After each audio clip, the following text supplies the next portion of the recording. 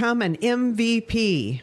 And by MVP, we mean most valuable parent. Like all of us, the parents of high school athletes tend to protect their children from adversity, or they overly involve themselves by advocating for their success. But when they do, they're negating the value of participating in high school sports.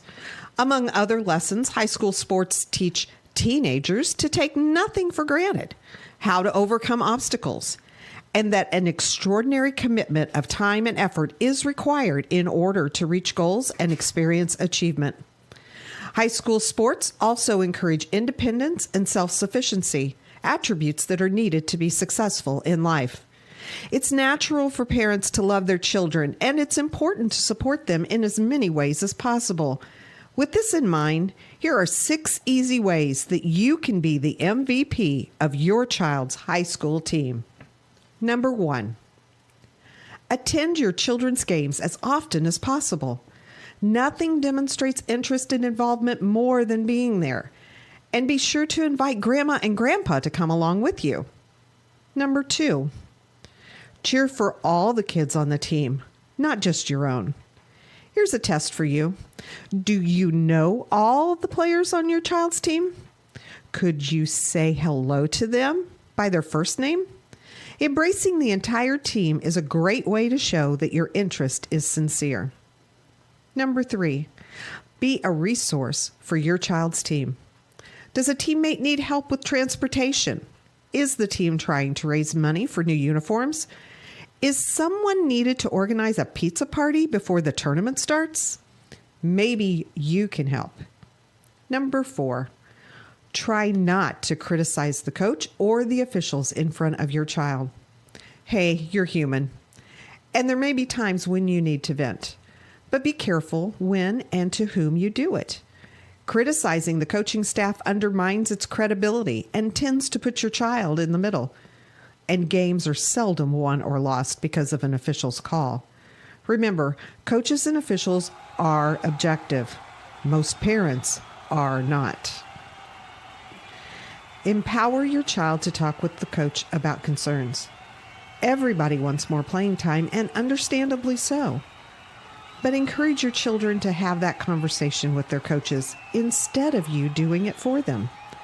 Giving teenagers the confidence and conviction to speak up for themselves is one of the greatest benefits of participating in high school sports. Number 6, focus on the life lessons your children are learning, not on win-loss records or how many points they're scoring. According to the NC2A, only about 2% of all high school athletes win a sports scholarship, and the average value of it is less than $11,000. But every child will benefit from the lessons they've learned as a result of participating in high school sports for the rest of their lives. It's difficult being the parent of a high school athlete.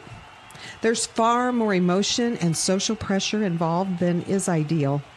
But if you follow these 6 pointers, not only will your children love and respect you, but so will their teammates and coaches. And you might even be named MVP. Thank you for your support of high school athletics in Indiana. Stay tuned now. The Indiana SRN game is next. Indiana SRN, where you're always in the game.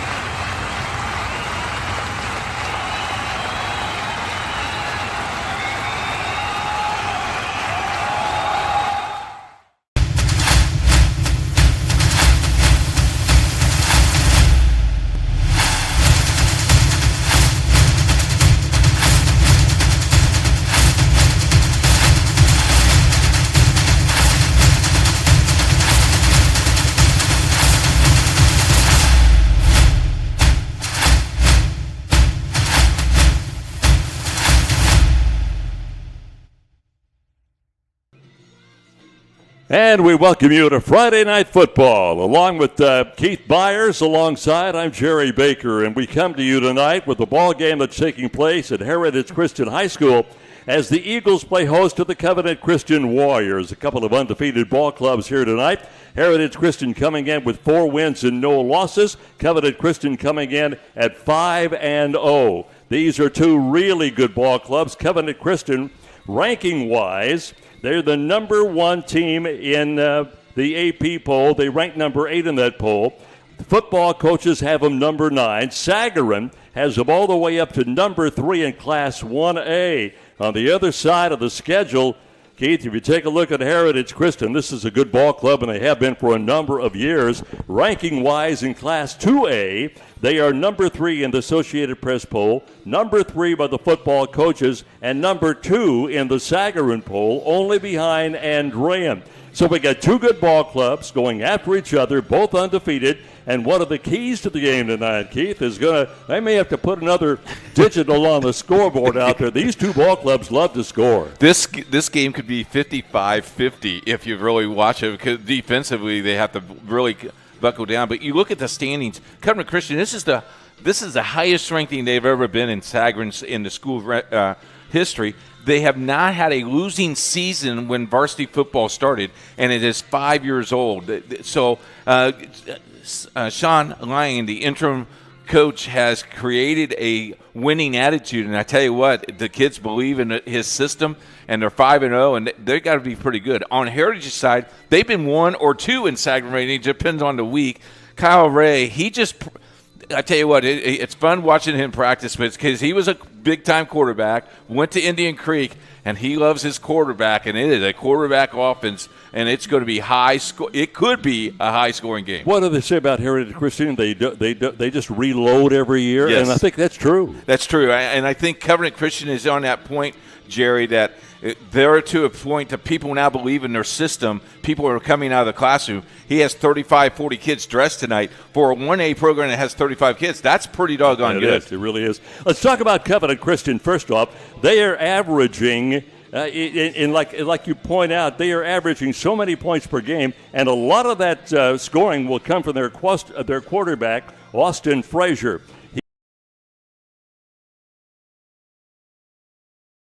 This year. You see some numbers on the screen. Overall, 38 of 82 for 828 passing yards. 1 interception, Jerry, 16 touchdowns. That's pretty good ranking for him, and he needs time tonight to look down the field. But I tell you what, if he doesn't have a man open, he has some speed, and he can run in the open field. And if he can't get the job done through the air, they've got a running back, Micah Wilson.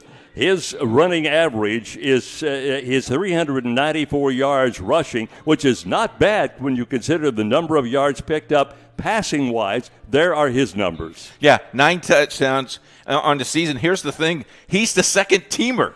He's not even the first teamer. He's the second teamer. So you got all these guys, you got all these weapons that Heritage Christian has to worry about, and that's pretty impressive.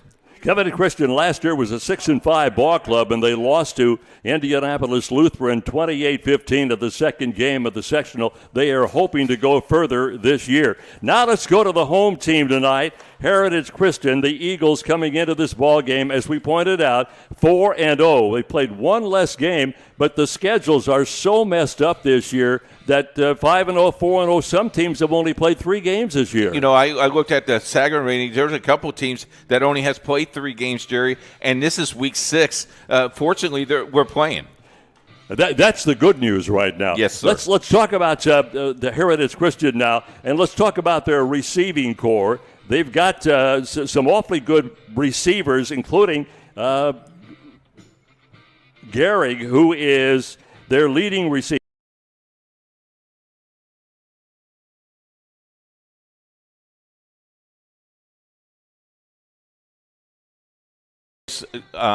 Defense, he has 14 tackles on the season. He goes to both defense and offense. A lot of kids, we're going to see a lot of kids do that tonight. He's got great hands, Jerry. The one thing I like about him, he's got the leaping ability. He can go up and get the ball. Maxwell Milton is the starting quarterback for this ball club. We talked about the quarterback for Covenant Christian, and if you look at the numbers, they're darn near identical. There they are on the screen, 55 for 83. That's unheard of percentage-wise at any rank.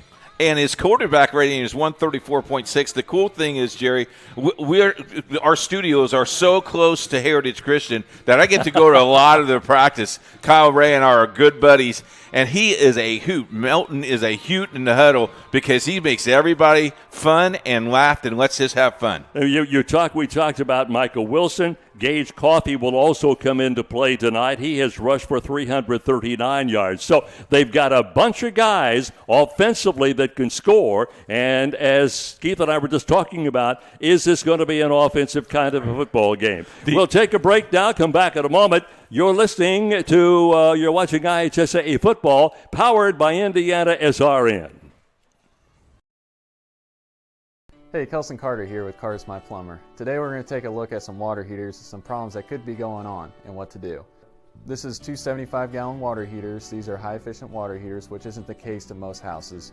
Yours may not be like this, but it's very similar if you have a gas water heater.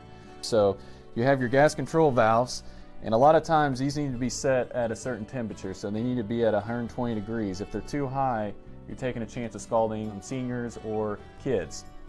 If they're too low, then you're not going to be getting enough hot water. So the average setting is usually on an A or a hot, and you can find that in your owner's manual if you're wanting to look into yourself. Another thing is the temperature relief valve, which is located right here. If that were to ever be popping off, you really need to get a professional out to take a look. If you feel you need any professional help, just go online to carsmyplumber.com.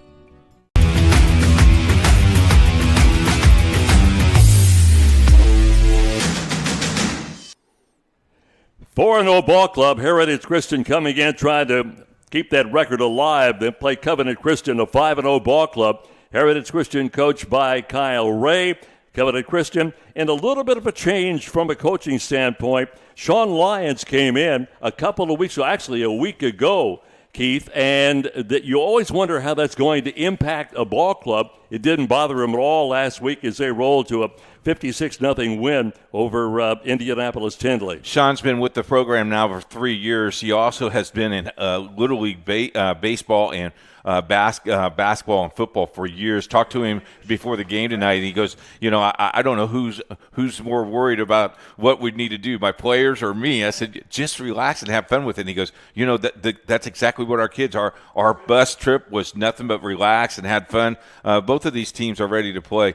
We look at one of the players for Heritage Christian we haven't really didn't talk about, but he's the workhorse, number 20, Colton Brown. Colton Brown, how about this? 91 carries, Jerry, 646 yards, 7.1 average, 161 is his best game, and he only has 12 touchdowns. Well, he rushed for a school record a year ago of 1,851 yards and 26 total touchdowns to his credit. So it's not like he's just blossomed. He is one of those guys that's just developing as the year goes on. You made a comment a while ago that I wanted to talk about. This is game number 6. Let's be honest. Did you really think we would see game number 6 this year? If you asked me 6 weeks ago, Jerry, I think we would have still been home. Absolutely, I really do. I think what's really neat is the athletics directors did what they had to do. The administration did what they needed to do. The players are doing what they need to do, and that's why we're playing. We're playing today because the grace of God, to be perfectly honest with you, and everybody needed to do what they needed to do, and that's so cool. The telling tape for me is when we get the northern schools, the schools that are just now starting during tournament time, what those kids look like. You got some teams that played 1 week, off 1 week, right. Play 1 week, off 2 weeks. How are they going to be ready for tournament time? The tournament show, I cannot wait to the tournament drawing because it's going to be very interesting. Well, some of the schools didn't find out they were not going to play on a Friday until Thursday. You're correct. So you've spent the entire week getting ready. So the emotional toll it could take on a team and a coaching staff and the fans is an issue. Well, a good example of that is we were supposed to do the Southport Roncalli game. We got a call at 4:30 in the afternoon on Friday saying we are not playing this game. Crew's set. We're ready to go. We're eating in the here in the studios, ready to go, and now we're not playing it. And it's those tough things. And my hat's off to our officials because the average age for our officials are 55. I have not heard one crew not work a game. They want to play. They want success. And you'll see them in gloves and masks and whatever they need to do. They know how important this game is to them. Our condolences to those who opted out, and I don't think there were many that did opt out from an officiating standpoint, and I could understand if they did. But there was concern, will they show up? Will they be doing their job? So far, so good. And I know the IHSAA was concerned about that. In fact, let's congratulate the IHSAA. Tough decisions had to be made, and had to be made literally right at almost start time for the season. So they had to get their heads together, the assistant commissioners and everybody, and say, okay, let's give it a shot. And so far, it has worked. Yeah, I talked to Sandra Walters the other day, and one of the things that she shared with me was, the officials associations are really taking this very, very seriously. And one of their concerns, Jerry, was, okay, if we don't have many officials, are we going to play Friday, Saturday? Are we going to play Tuesday, Thursday? How are we going to play to get this season off? And I tell you what, it's brilliant. And college football now is back. But if I was thinking, I sure would play on Saturday afternoon at 3 o'clock in the afternoon. I think we get a big audience, and Indiana SRN would be ready to do those games for you. One of the things that I was a little upset about with the Big Ten, they have been all over the commissioner of the Big Ten, who is in his first year in that job, which you did not expect, much like the IHSAA commissioner.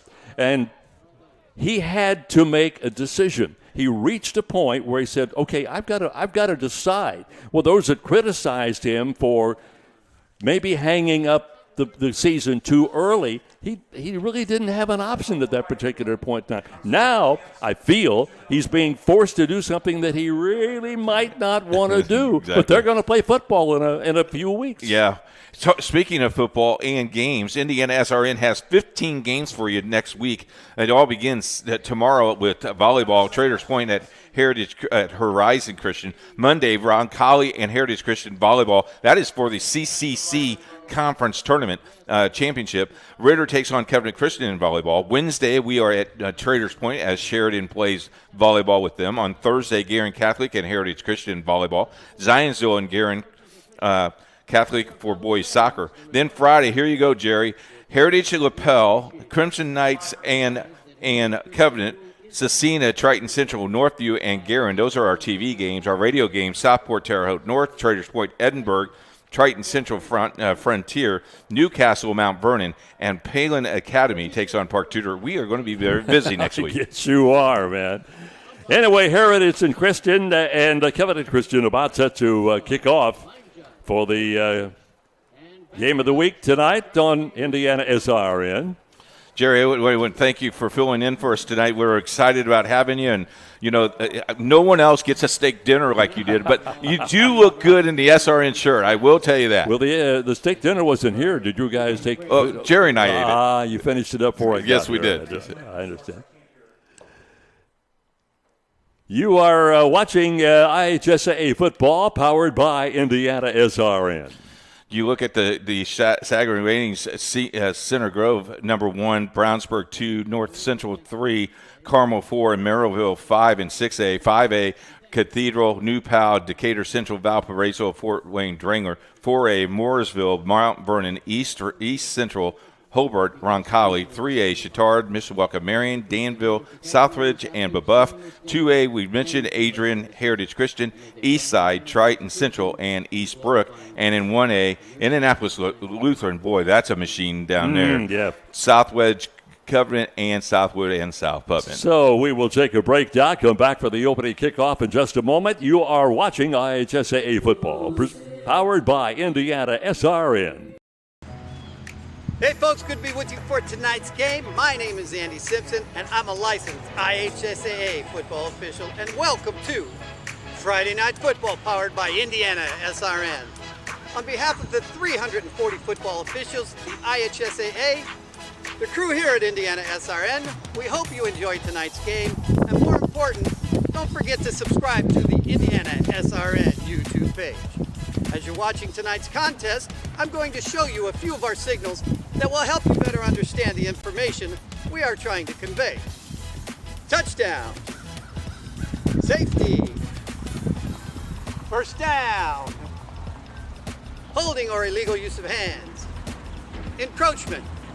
or offsides commonly known, false start or illegal formation on the offense, or a free kick scrimmage violation, face mask, intentional grounding, roughing the passer, clipping, illegal shift, illegal motion, illegal block, pass interference by the offense or the defense, delay of game, and the one signal we dislike and you as fans don't like seeing, unsporting. We'd like to thank everyone for tuning in tonight and following us on Indiana SRN. You can also tune in to the Football Weekly Show and Coach's Show every Saturday morning at 8 a.m. on IndianaSRN.org. Finally, if you've ever thought about becoming an IHSAA official, www.ihsaa.org and click on the Officials tab or call the IHSAA office at 317-846-6601. Now, sit back and enjoy the game. Heritage Christian is going to kick off to start tonight's game. This year, Heritage Christian, here comes the coin toss again. We'll take a look at it. This year, Heritage Christian is number 1 in Class 2A on offense, number 11 in the entire state. They are number 7 in 2A in average win margin, 26th in the state. Their average win margin is 27.5 points per ball game. That's impressive. Yes, it is. On the other side of the coin, Covenant Christian is number 2 in Class 1A in offense, and number 2 in the state, for that matter, behind a school, Park Heritage. They are number 1 on defense in Class 2A. Number 5, tied for number 5 in the state, and they're number 1 in 1A in average margin.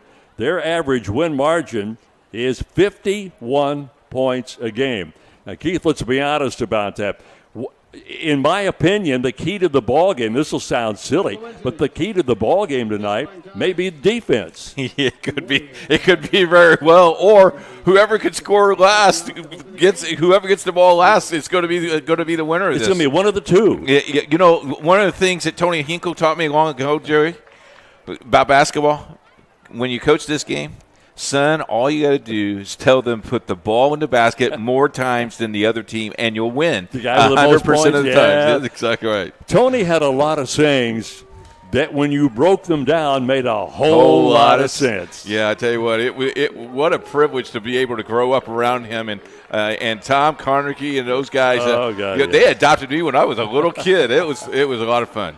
So here, Covenant Christian's going to kick off, Jerry. I guess they are. All right, Covenant Christian will kick off, and their kicker is Jason Brow, and there he is, number 10. He does all their kicking. Jason Brew, number 10 on your play sheet. Jackson Brew will kick it off, and the deep man for Heritage Christian, Garrick, we talked about him. He is their leader in the kickoff category, averaging about 15 yards per kickoff return. They'll go from right to left on your screen for the kickoff. It will sail deep and go into the end zone for the touchback. So Heritage Christian will get the football for the first time on the 20-yard line. So now you got to start working from the 20-yard line. You got to go 80 yards. I tell you what, the weapon they have with the kicker, if you can kick it in the end zone and make them go 80 yards, it's a lot better than them running it back for you. Maxwell Milton will be the quarterback now for Heritage Christian. We talked about him. Here is your starting lineup. That offensive line, by the way, for Heritage Christian, pretty good size for a smaller school. They average 222 pounds per man from tackle to tackle. Stewart and Johnson, the ends. Stewart's a 6'3", 230 junior. Johnson, 5'10", 190 and a senior. The guards are Leverage, 5'11", 275 and a senior. And Sam Johnson, 5'10", 190 and a senior. Orsted is the outside end on offense. Up the middle they will go with Colton Brunt. And the big guy in the middle is number 55, Colin Thompson, 5'11", 210 and 220 and only a sophomore. And again, that's a 222-pound lineup from tackle to tackle. So they'll get it out to about the 3-yard line, a gain of 3. Here's the defensive lineup now for Covenant Christian. They will go with basically three linebackers, but they'll sneak in those cornerbacks and the safeties and really tighten up that defense. Back to throw on second down. Over the middle, and it is picked off. And inside the 30 down to about the 28-yard line. And that appears to be P.J. Lomax. Yeah, Lomax just relaxed. Nice little rush. And look at this, Jerry, again. Look at the pressure that Max had. Throws it off his back foot, and Lomax just steps up in the crease, sees the ball all the way, jumps up and gets it, goes about 5-6 yards down the road, and what did he do? Both hands on the ball, go down to the ground. That's one of the things, Keith, we did not talk about. Turnovers in a game like this can be so significant when you're looking at two ball clubs that like to score points. And you got the shortest of the field now. You got only 27 yards to get to pay dirt. Michael Wilson is at the running back spot. He'll be back there with Coffey. And jumping offside, I believe. I don't think they were drawn. Here is the offensive lineup for Covenant Christian. McDuffie, Thomas are the ends. McDuffie, 5'10", 195 at a senior. Thomas, or check it, Bowman, 5'8", 175 at a sophomore. The guards are Carlson, Eli Carlson, 6'3", 245 at a sophomore. And Cole Thomas, 6'2", 230, also a sophomore. Very young team. Pressure was on that time. And Frazier just barely got that football away. Here's the defensive alignment now for Heritage Christian. And you see how they will line up. Sam Johnson's the key of that defense right there. Big nose tackle, Jack Butler. He'll be the guy trying to wreak havoc. They look all mean, don't they, Jerry? They do. They're supposed to look mean. Okay, thanks. They're very intimidating if you ask me. So the ball is on the 24-yard line, and terrific field position for Covenant Christian to start this ball game. It'll be second down and 10. And here's the inside handoff, trying to circle left side, and going to be hit and brought down almost immediately by Zach Schlomer. And they will get pretty much back to the line of scrimmage. Schramer did a nice job cutting to the corner. And I tell you what, this they put 5 guys in the box that time, Jerry. And I think if they keep on doing that, they're going to force Covenant Christian to throw the football. Well, they're not afraid to throw it, as we talked about exactly in our warm-up to the broadcast tonight. So the same setup now. This time Coffey is in at the running back spot. Lomax on the far side. Watch him, quick hitter. Well, they'd love to throw it to Lomax, but they'll go the other way. It's caught at the 20-yard line and driven out of bounds at about the 21. Ball should be placed somewhere near the 20-yard line, so they've only gained 4 yards, and it's going to be a fourth down. Jackson Brew on the catch. They'll spot it at the 21-yard line. You go for here. Let's see what they've got. They have not attempted, they being Covenant Christian, they've not attempted a field goal all year. So Frazier sets up at the quarterbacking spot. Coffey sets to his left side on a fourth down at about 7 or 8 yards to go for the first down. Here's the handoff, and straight up the middle goes Greg Coffey, and Coffey gets it down to somewhere near the 15-yard line. First down. He'll got it down to the 16, so they got the first down. I tell you what, nice job by our camera guy to see the trap. It just looked like the Red Sea parted away from him. That hole was so big that Jerry Collins could have got into it. No. They'd have to run it in slow motion. Okay, gotcha. All right, so it's first down, the first down of the ball game for Covenant Christian. Same formation. They'll put a man in motion heading to the right side. That's Trey Flatt there, HB. And he will be knocked down inside the 10 and just shy of the 5-yard line. I think they're going to give him a first down, Jerry. Whittley spotted down. It's just outside the just outside the 5. It's going to be just a tad short. Well, this is really a game changer. Getting that interception turns the entire ball game around initially anyway. So we'll call it the 6-yard line and a second down.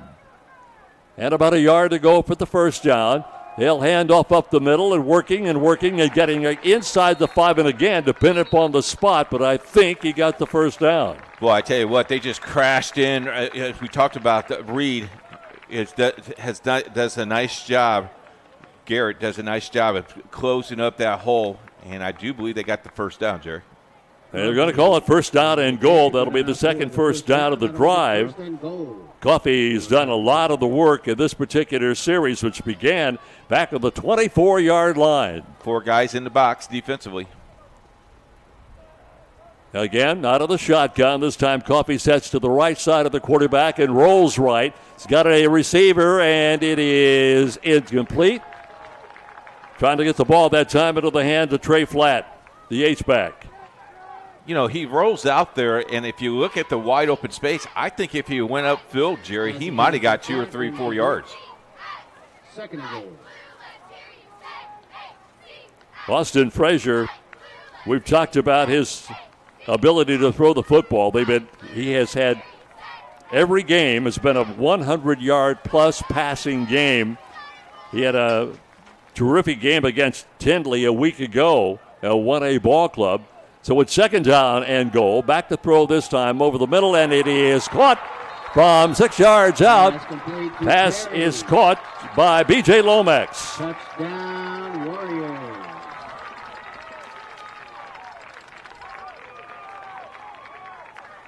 Was it Adrian? Yes. Okay. Lomax was there, but Adrian took the ball. So Adrian Terry gets the touchdown reception. From 6 yards. Bad snap. Good. And the point after by Brow is good. And the clock down to 8 minutes and 10 seconds. Didn't take long. Kevin Christian on the board 7-0. And you're watching IHSAA Football, powered by Indiana SRN. You got a broken door, trapped car, you can't buy time. We take it very seriously and take pride in being responsive. We have all of Central Indiana covered from Martinsville, Avon, up to Anderson, to Cicero. There's always somebody in your area. It's important that we're able to get there, same day, because people's time is valuable. On our trucks, we carry just about everything we need to fix a garage door right then and there. Sunshine, rain, or snow, we're good to go. Precision Door Service, a name you can trust. Becoming a licensed sports official is a great way to make a positive difference in the community and support the over 160,000 Indiana student athletes that participate across 21 IHSAA sports. Sports officiating allows you to stay connected to the game, become a role model for our young student athletes, earn extra money, and support the patrons and communities of our IHSAA member schools. To learn more about becoming a licensed IHSAA official, log on to ihsaa.org/officials today.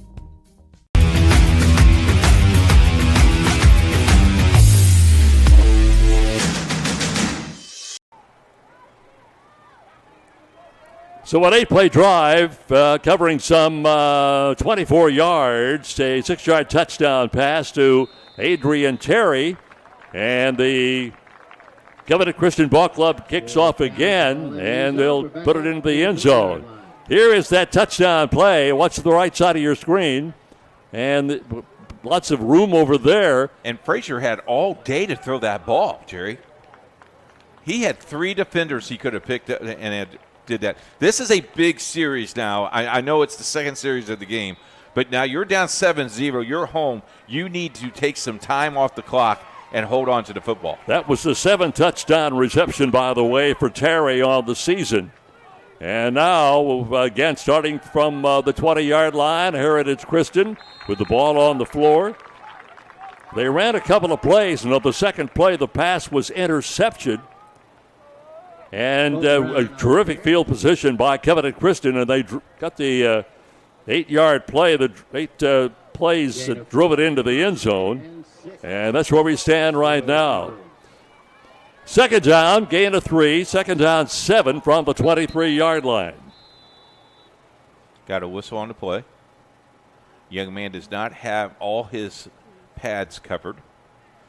So they will just delay that for a moment. It's Orsted, the right tackle on offense. Ooh.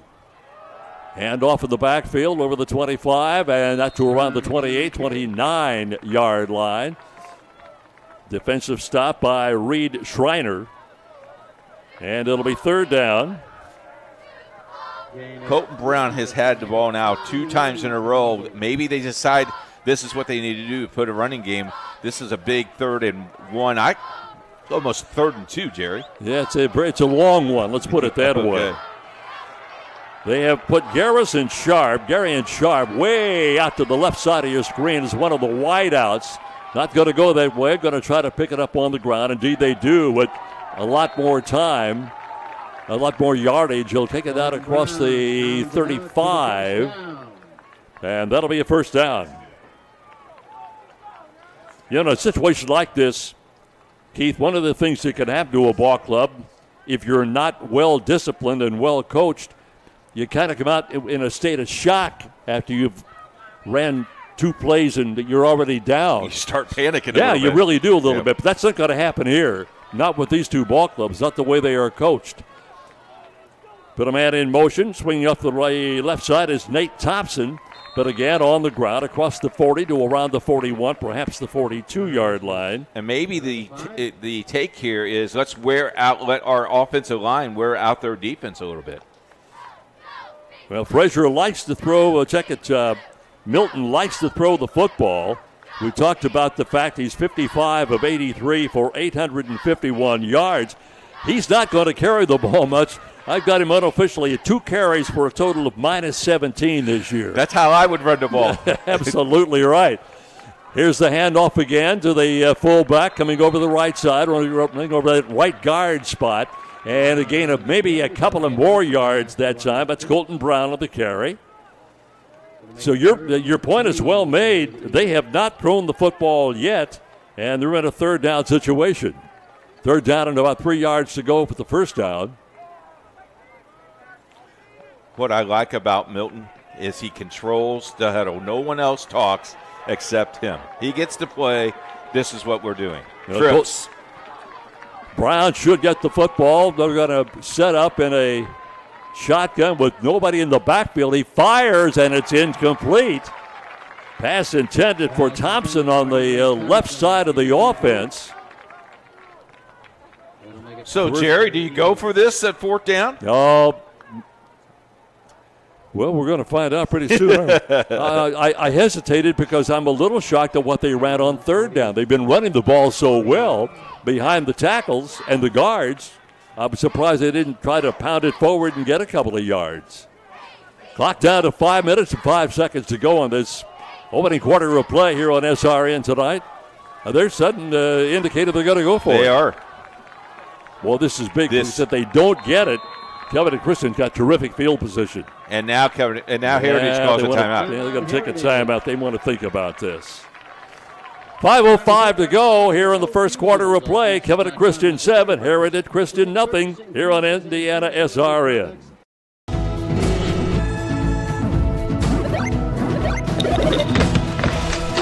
My favorite patient. When the dust settles, it doesn't always end as anticipated. Embrace the journey and care for the ones around you. My favorite patient. For everything else and every stage in between, my favorite patient. Methodist Sports Medicine is here for you.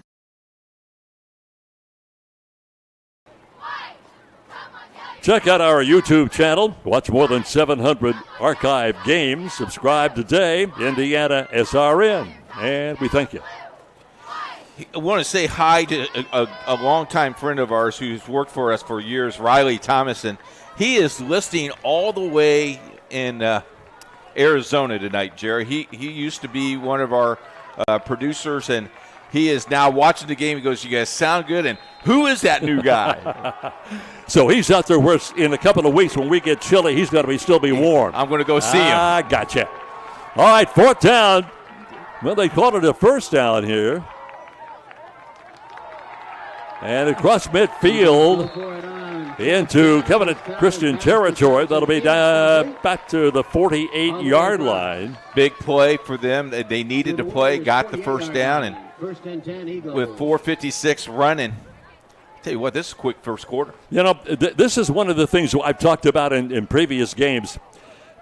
Keith, when you get a situation where you get two ball clubs that are pretty even, you try to shorten the game, if that makes any sense to you. Sure. And they're letting this clock run like crazy down to 4.5 minutes to go in the first quarter of this football game. Up the middle they go, running again behind big Eddie Leverage, who's 5'11", 275 and a senior.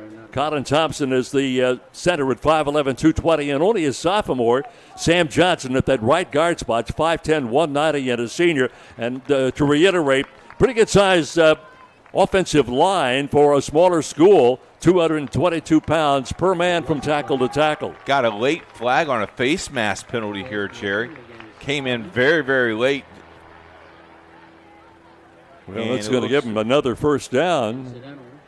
It's a 5-yard face mask. Only a 5-yard face mask. It'll take it down to the 42-yard line. And it'll be shy of the first down by about 5 yards. So it'll be a first down and 5 to go for the first down. Wide out set to both sides of the offensive line. And again, same setup in the backfield. Coming near side, ball is tipped. And a good defensive play that time. Turned up by Alex Coleman. Coleman almost had that ball. So now we go 3rd and 5. You know, Jerry, the incidental face mask, I don't understand because I grabbed it. It wasn't incidental. I just grabbed it. I would knock the guy down. You know, just make it 15 yards. It's kind of the reason that I already gave him the 15 yards. A face mask to me is a face mask. That's right.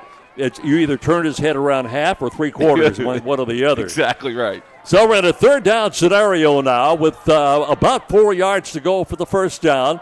Here's a cross buck in the backfield and a loss back to the 43-yard line. Good defense that time. Colton Brown could not get a head of steam and is knocked down clear back just right at the 43-yard line. That misdirection didn't fool Covenant Christian. Nope. They stayed home. And, you know, who made that tackle was Trey Flatt over on the other side of the field. Read that perfectly. Colton Brown had a 231-yard rushing game in the win over Eastern Hancock a couple of weeks ago. Had a long run of 48 and had 3 touchdowns in that game, and they stopped him cold that time. Back to throw over the middle. Pass is incomplete. Good defense in the area by B.J. Lomax. So now we go 4th down. Boy, I tell you what, they're making some really nice moves, and Covenant Christian has stayed home with that. Referee Kyle Ray at the bottom of our screens asking for pass interference. He thought the kid got held. So it'll be 4th down.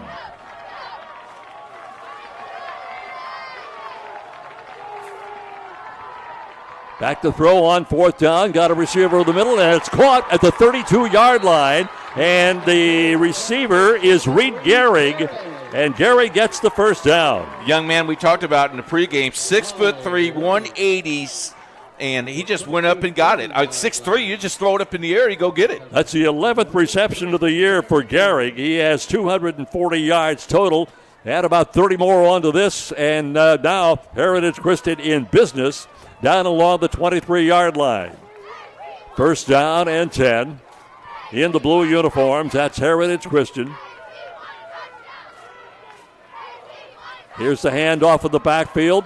Shrugs off one tackler and will move it down to about the 21-yard line. Jerry, you know, we tell kids all the time playing football, you can't tackle without wrapping. And Colton Brown just ran right through that arm tackle. Alex Coleman is the guy that had him back there, and he leads his ball club in tackles for a loss. But like you say, Keith, he didn't get a good grasp of him, and it just kind of slowed him down, and that's about it.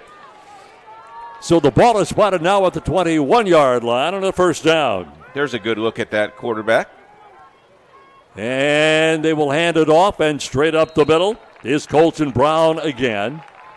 That's what surprised me earlier on that one down that they ran where I thought where they put the ball in the air. Brown's good for 3, 4, 5 yards per carry. Right.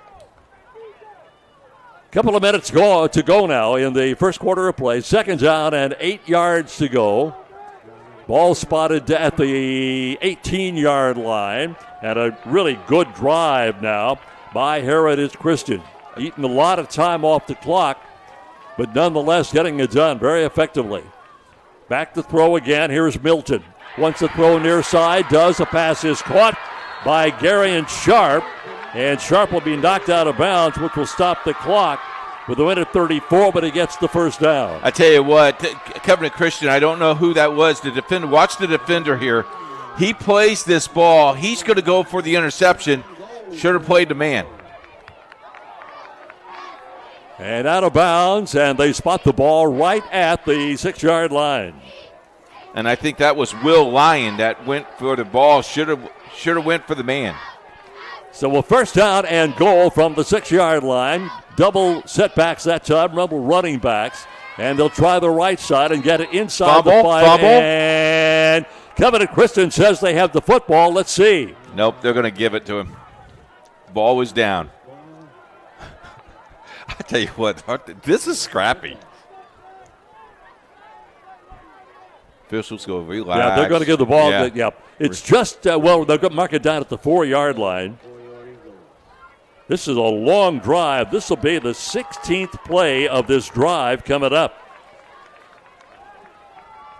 So it's second down and goal from the 4. Throwing on the play and intercepted in the end zone. Picked off down there by Adrian Terry, who leads the team in interceptions. You know, that's his second interception tonight, isn't it? No, he didn't have the first one, but that is for the season.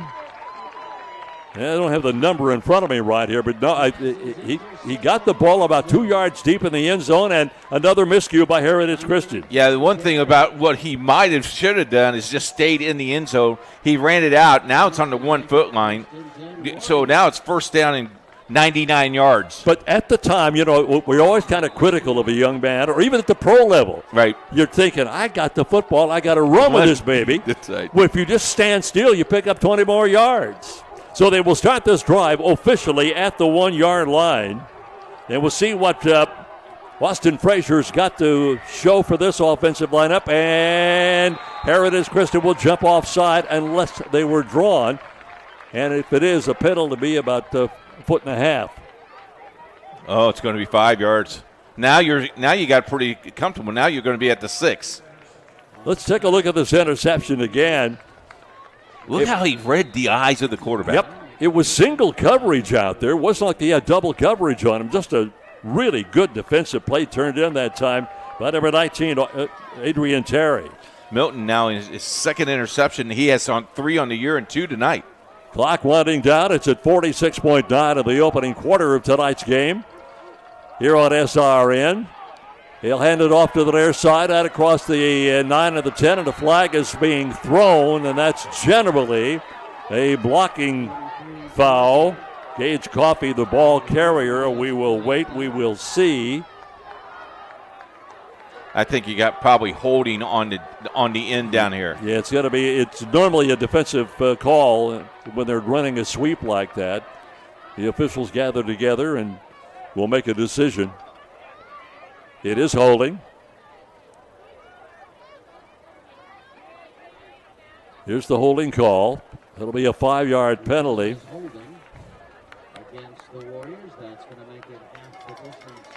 And we'll wait for them to officially spot the football.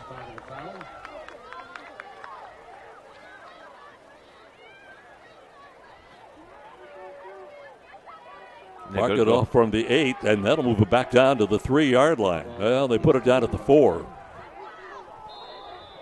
So it stays first down, and well, let's see. They had the ball at, the 1? So it's going to be about a 6 or 7 yard situation with the penalty. Now the clock starts to wind down to 25 seconds to go in this opening quarter of play. They get 9 seconds to get the the play underway, so that's no problem there. Out of the shotgun, here's the handoff again, and caught deep at about the 2-yard line. Absolutely no running room whatsoever. Wow. Good defense. Camden Wolf is one of the guys that's climbing off the bottom of the deck for Heritage Christian. And that's going to take us to the end of the first quarter of play. You are watching IHSAA Football, pioneered by Indiana SRN. 26 sporting events around Central Indiana. All the other guys broadcast basketball and football. But we at Indiana SRN also air volleyball, softball, baseball, and even golf. But we need your help. To continue our mission, please help us by contacting Coach at indianasrn.org. Indiana SRN, where you're always in the game.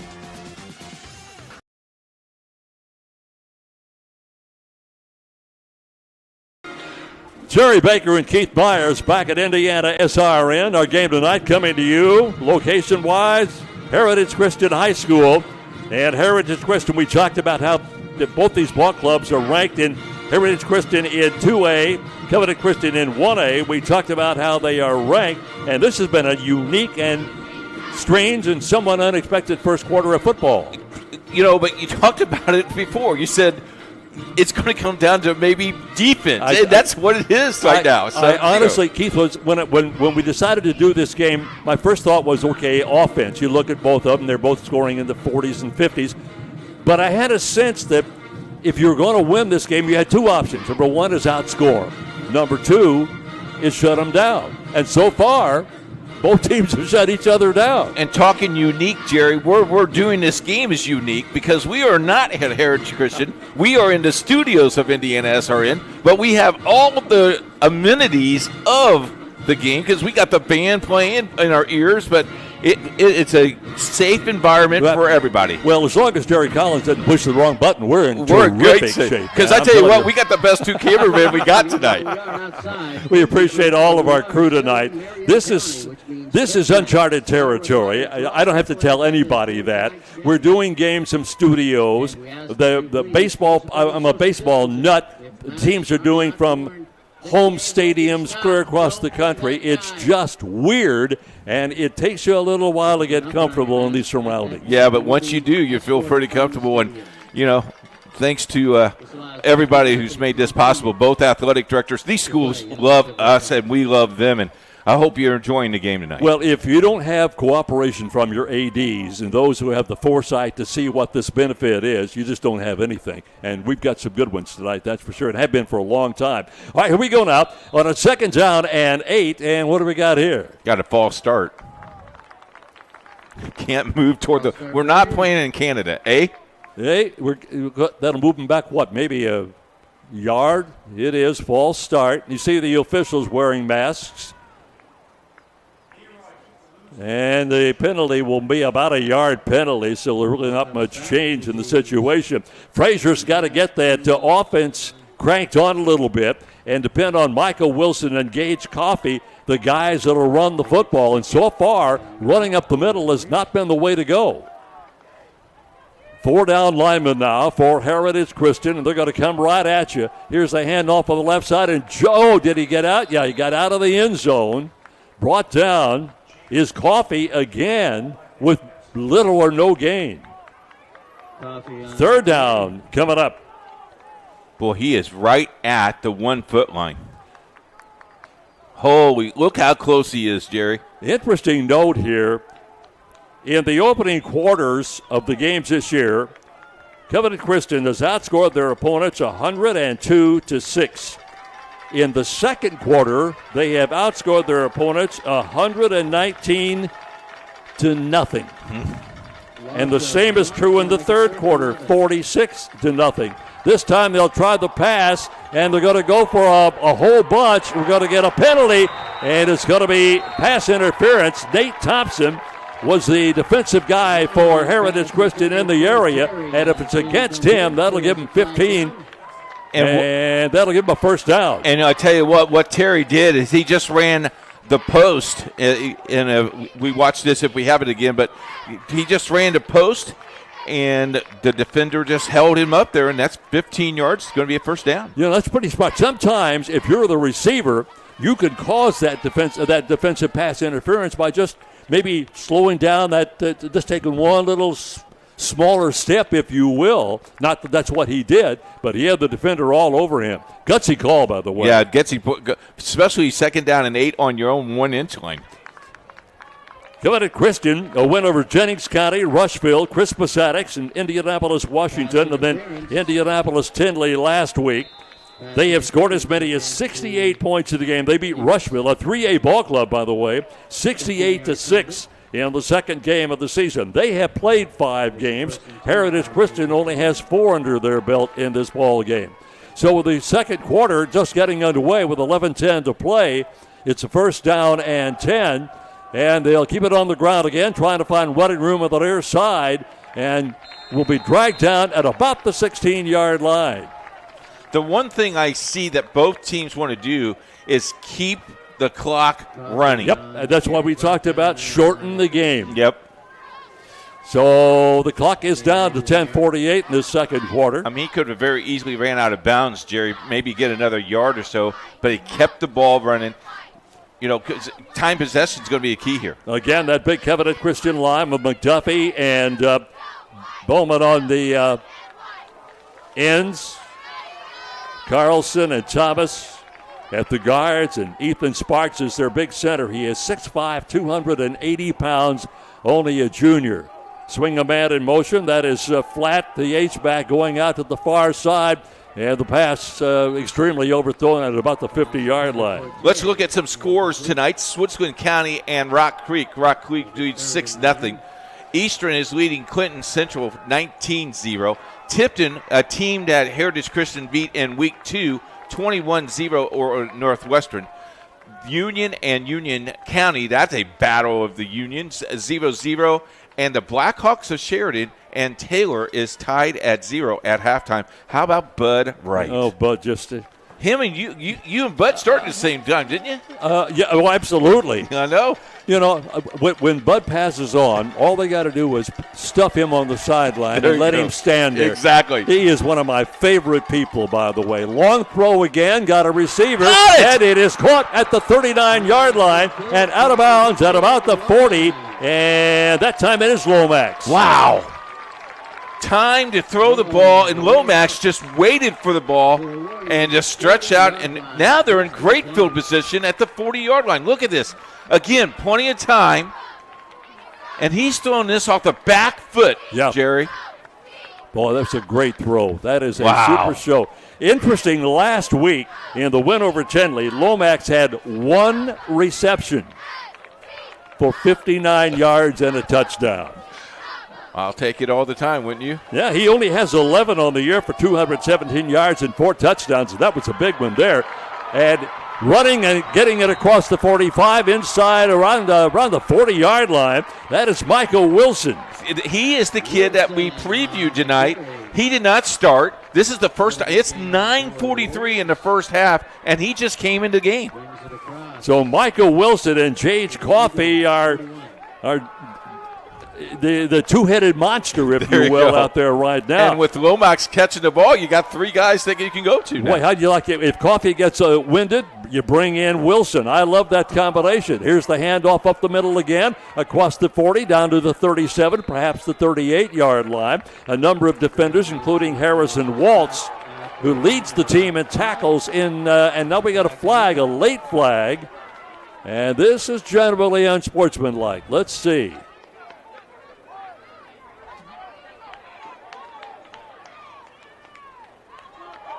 It's going to be called against Covenant Christian. Wow. I don't know what he did, but that came very, very late. And that's something you do not want to do. When you got your drive going, and that's something that the coach will talk with him about, probably when he comes out of the game. Exactly. You know, whatever happens to you, just wipe it off and just move it on. So that'll move it clear back across the 50-yard line, back to the 48-yard line. You know, something could have been said. That's generally what happens in that kind of a situation. So they'll set up with the I formation again. They've got wideouts on both sides of the offensive line and a single setback with Frazier. Frazier throwing to the near side. He's got a receiver. It is caught across midfield, 47, 48-yard line. Looked like Lomax. Nope, check it. It's 19. That's Terry again. Lomax and Terry has been his favorite receivers tonight. Boy, that penalty just shoots you right in the foot because you're in great field position. And you're moving. Everything is going so smoothly. You're picking up chunks of yardage. You got that big reception that set up the current drive, and now you're back at a third down and roughly 18 to go for the first down. So a third down scenario, and let's see now with what they dial up. Frazier pretty much forced to put the football in the air, and he will. Going to throw long. Got a receiver nowhere near the football, and it's fourth down. I don't know who he was going to look at because there was nobody even near that ball. So now it's fourth down. So the 10-play drive comes to no. Yeah, but now you got punt. Now you got a good putter in Brew. See what he can do here. What you don't want to do is kick it in the end zone, Jerry. Jackson Brew is averaging 38.5 yards per punt. So if he nails one here, it's going to be inside the 10-yard line. Stay with it at halftime as we'll look at both of these institutions.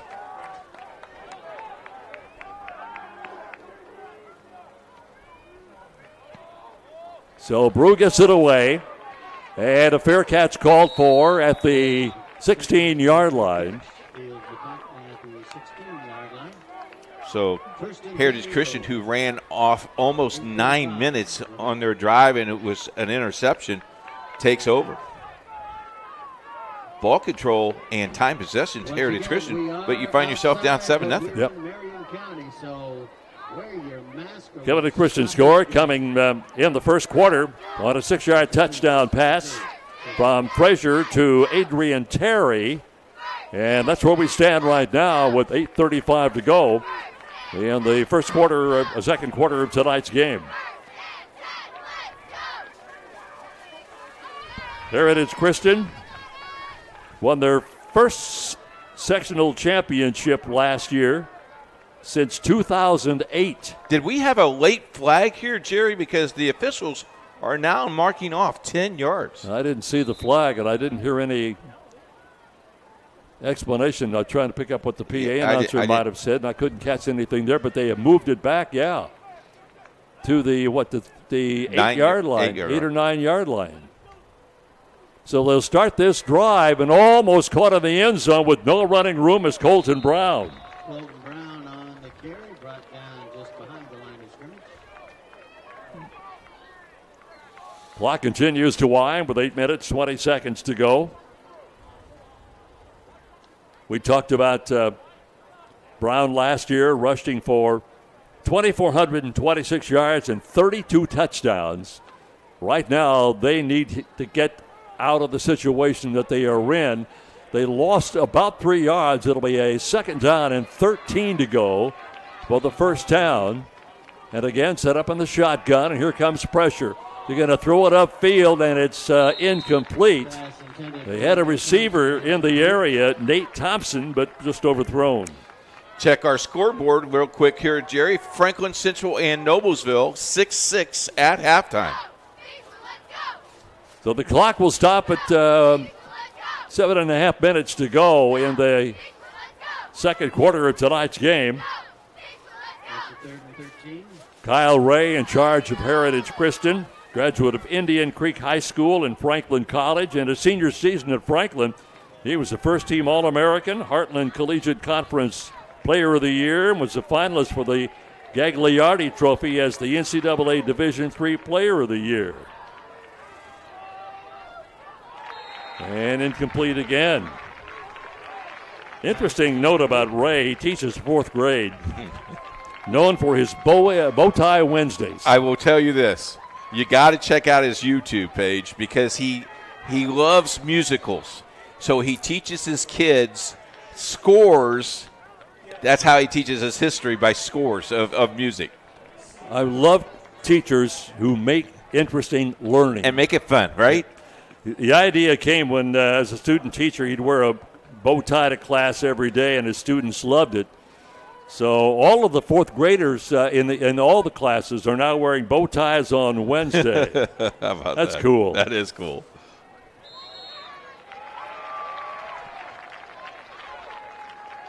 And Ottawa got again. Another penalty. Got to delay a game here. Yep, that's a delay of game, so they're going to move it back even deeper, and that just presents even more of a problem for Heritage Christian on a fourth down. Well, they've not been able to get their offense cranked on at all in this game. Now you got to watch the end zone, because if you take a step back and you're on the white, it's 2 points. Well, he got it away, and it's a pretty darn good kick. It hits at the 39, takes a Heritage Christian bounce. The punter for Heritage Christian's Caleb King, and he averages 34 yards per punt. And they'll spot it down right at the 49-yard line.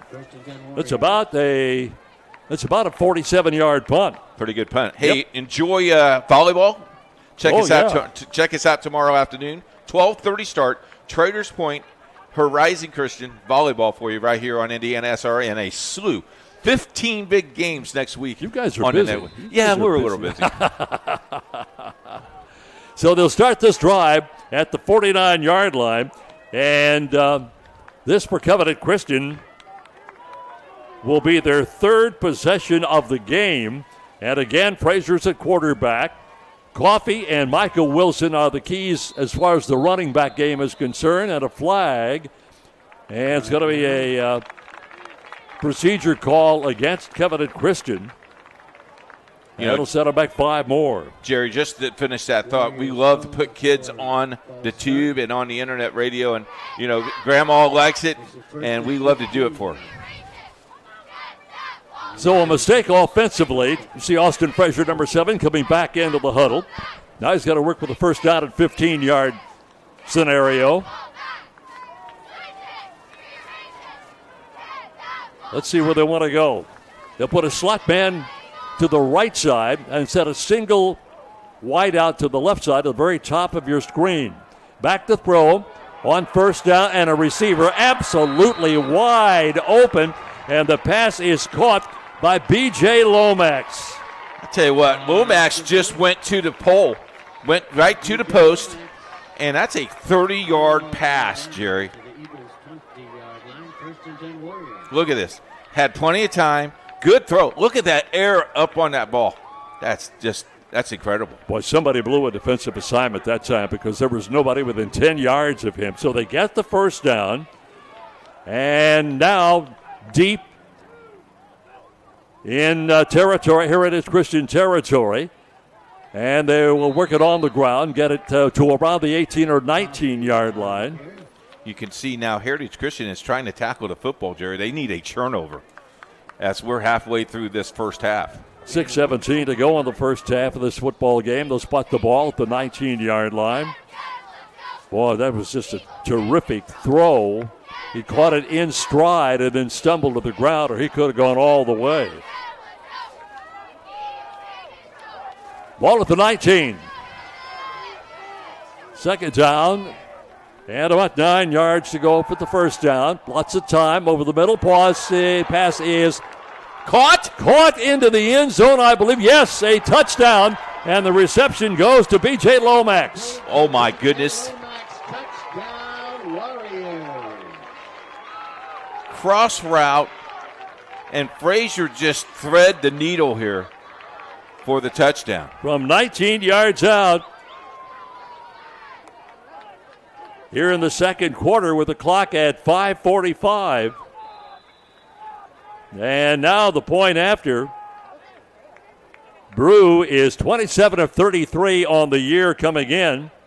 Got the first one, so he's 28 of 34. It'll come out of the hole of the quarterback, Austin Fraser.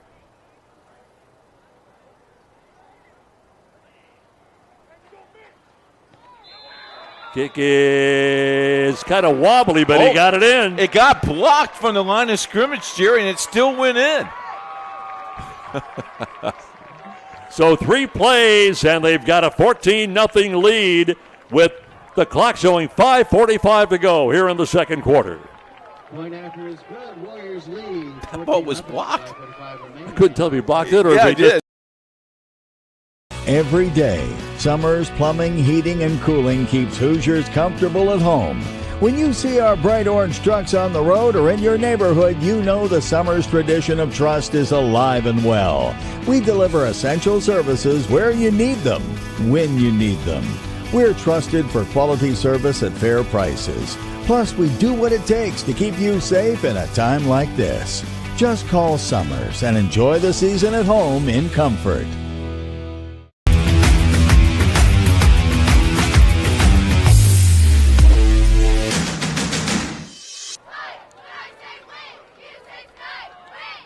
Well, they had 4 plays covering 92 yards. No, check it. 51 yards. Okay. And a 19-yard touchdown pass to Lomax. And it's 14-0. I was looking here at Heritage Christian. In the first quarter, they outscored their opponents 56-21. They have given up only 3 points all year in the second quarter and outscored the opposition 61-3. And they have just given up a touchdown here for the first time. And Covenant Christian, well, this is one of the things you don't want to do. Here's the kick taken at the 6-yard line and brought out to about the 20-yard line. One of the things, if you are a favorite, and most of what I have read is Heritage Christian comes in as a favorite, and you don't want to give the opposition some life. Here is the touchdown pass. Look at this. I mean, he caught that. He threw that. But I think that ball was supposed to go to flat, and he caught that on a rope. So for Lomax, that's his second touchdown. And here's the extra point. Look at the tip here. 17 tips the ball, and that thing is spinning. That almost looks like an onside kick. Well, Terry had the first touchdown of the game. Lomax gets one. And it's a 14-0 football game. And a good run this time out to around the 39-yard line. Defensive line did not wrap up. Nice run by Colton Brown. I tell you what, when he has daylight, Jerry, he can go. This is a big possession here for Heritage Christian.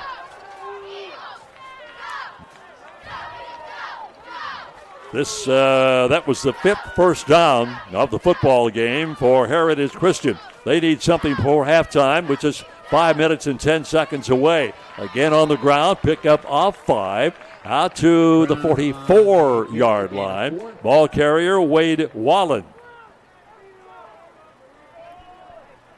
Now this is where the clock could be your friend. You run some plays and keep that offensive team off the field.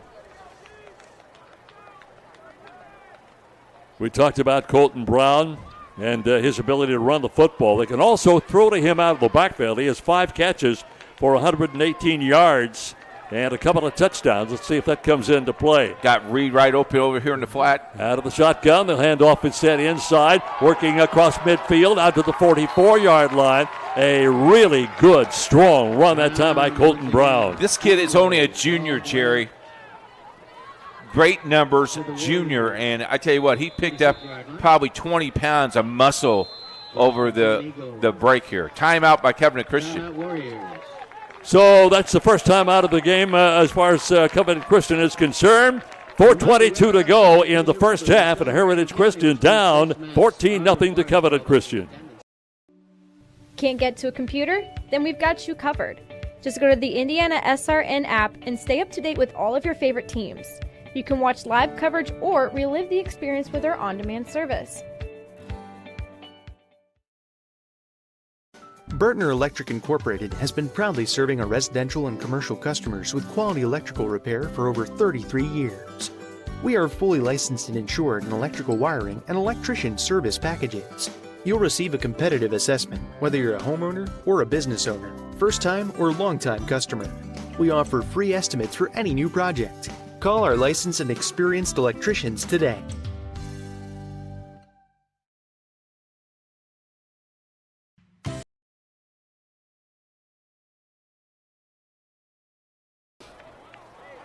Well, a little bit of a shocker tonight at Heritage Christian High School on the city's northeast side, as Heritage Christian, the 2A school, down now 14-0 to the Class 1A Covenant Christian Ball Club, and having trouble just flat out moving the football.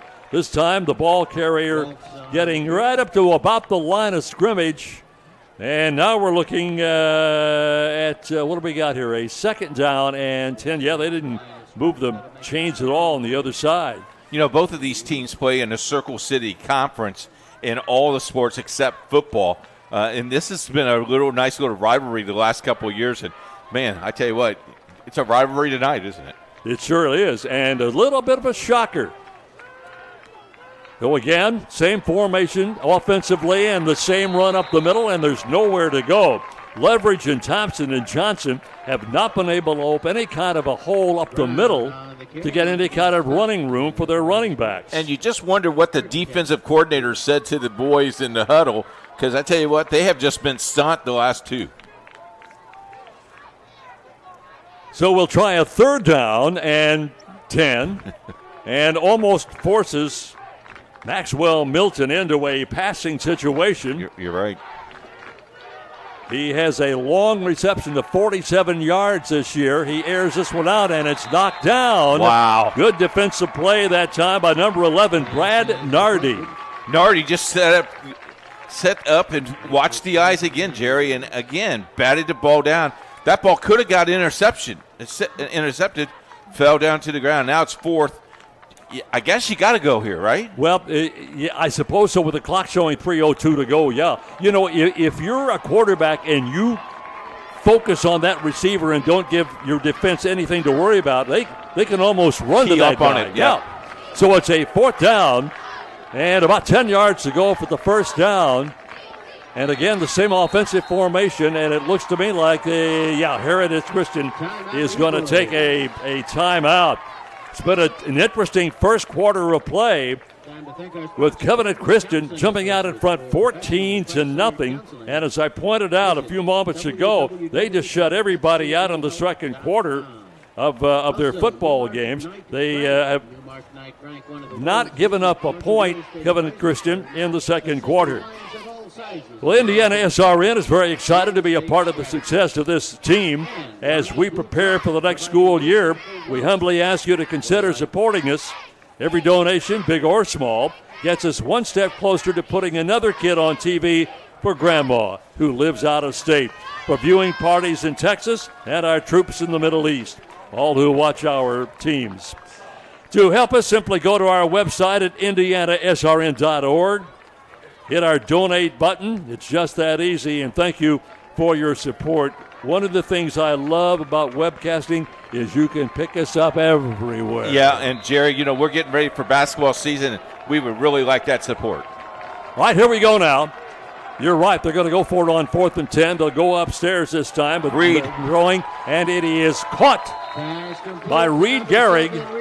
And Gehrig will get it inside the 30 at about the 29, and that is a big play. I tell you what, when they needed a big play, they have gone to him a couple of times. Just nice catch in the flat. So they will set up this offense now at the 27-yard line, and the clock continues to wind at 2 minutes and 42 seconds to go here in the first half of tonight's game. Handoff left side, and maybe back to the line of scrimmage, and certainly not much more than that, as Colton Brown just not getting any running room up the middle. They got 2 first downs in this drive. This will be the 9th play of the drive coming up. That big defense set up. You saw the starting lineups at the outset of our broadcast tonight. Tony Flatt just felt it, put himself right in that gap, ran him right over it. And again, out of the shotgun. This time they're going to throw. They got a receiver wide open at the 21-yard line. The pass is caught by Schleber, and it is in for the touchdown. Touchdown, Eagles. So finally, Heritage Christian gets on the board. Just a nice little shot in the flat. And an easy score. 2:02 left first half. Now we got an official timeout, checking some equipment.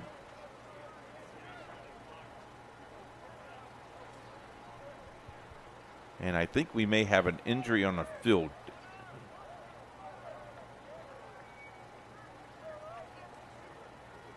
We'll take a timeout for just a moment. You're watching high school football on Indiana SRN. More fixing, more finding, more being original. Unique like this, trendy like that. More designing this, arranging that. More saving, and then more making it happen.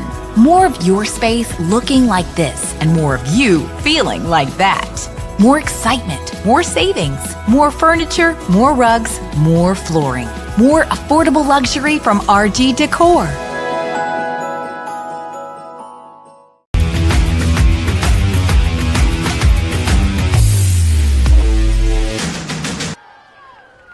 So Zach Schlamer picks up the touchdown reception from 20 yards out on the 9th play of the drive. And here comes the point after by Caleb King. He is 17 of 17 on the year. Point after is up, and it is good. Boy, they needed that badly. We chatted about that. They needed to get something positive to go into the locker room. Let's take a look at some scores. Centerville, the Bulldogs 21, Northeastern at 0. Zionsville and Hamilton Southeastern 0-0 at half. Lewis, Cass, and Western leads 16-0. Switzerland County and Rock Creek, that is a big game down in the southern part of the state, as Switzerland County leads 14-6. Tipton leads 35-0 at halftime. The running clock will continue there. North Montgomery scored 36 points in the first quarter. Ooh. And leads 36-0 against Crawfordsville. Take a look at this touchdown pass again. You'll see the offense set up at about the 25-yard line, and a really good deke as he got the defender right in his face, and Schlamer takes it in for the touchdown. 9 plays, 81 yards, and 7-14 right now on your scoreboard with Heritage Christian finally getting into the scoring column. A score they really needed to go in at halftime. So we're down to the 2-minute mark almost, 2 minutes and 2 seconds to play.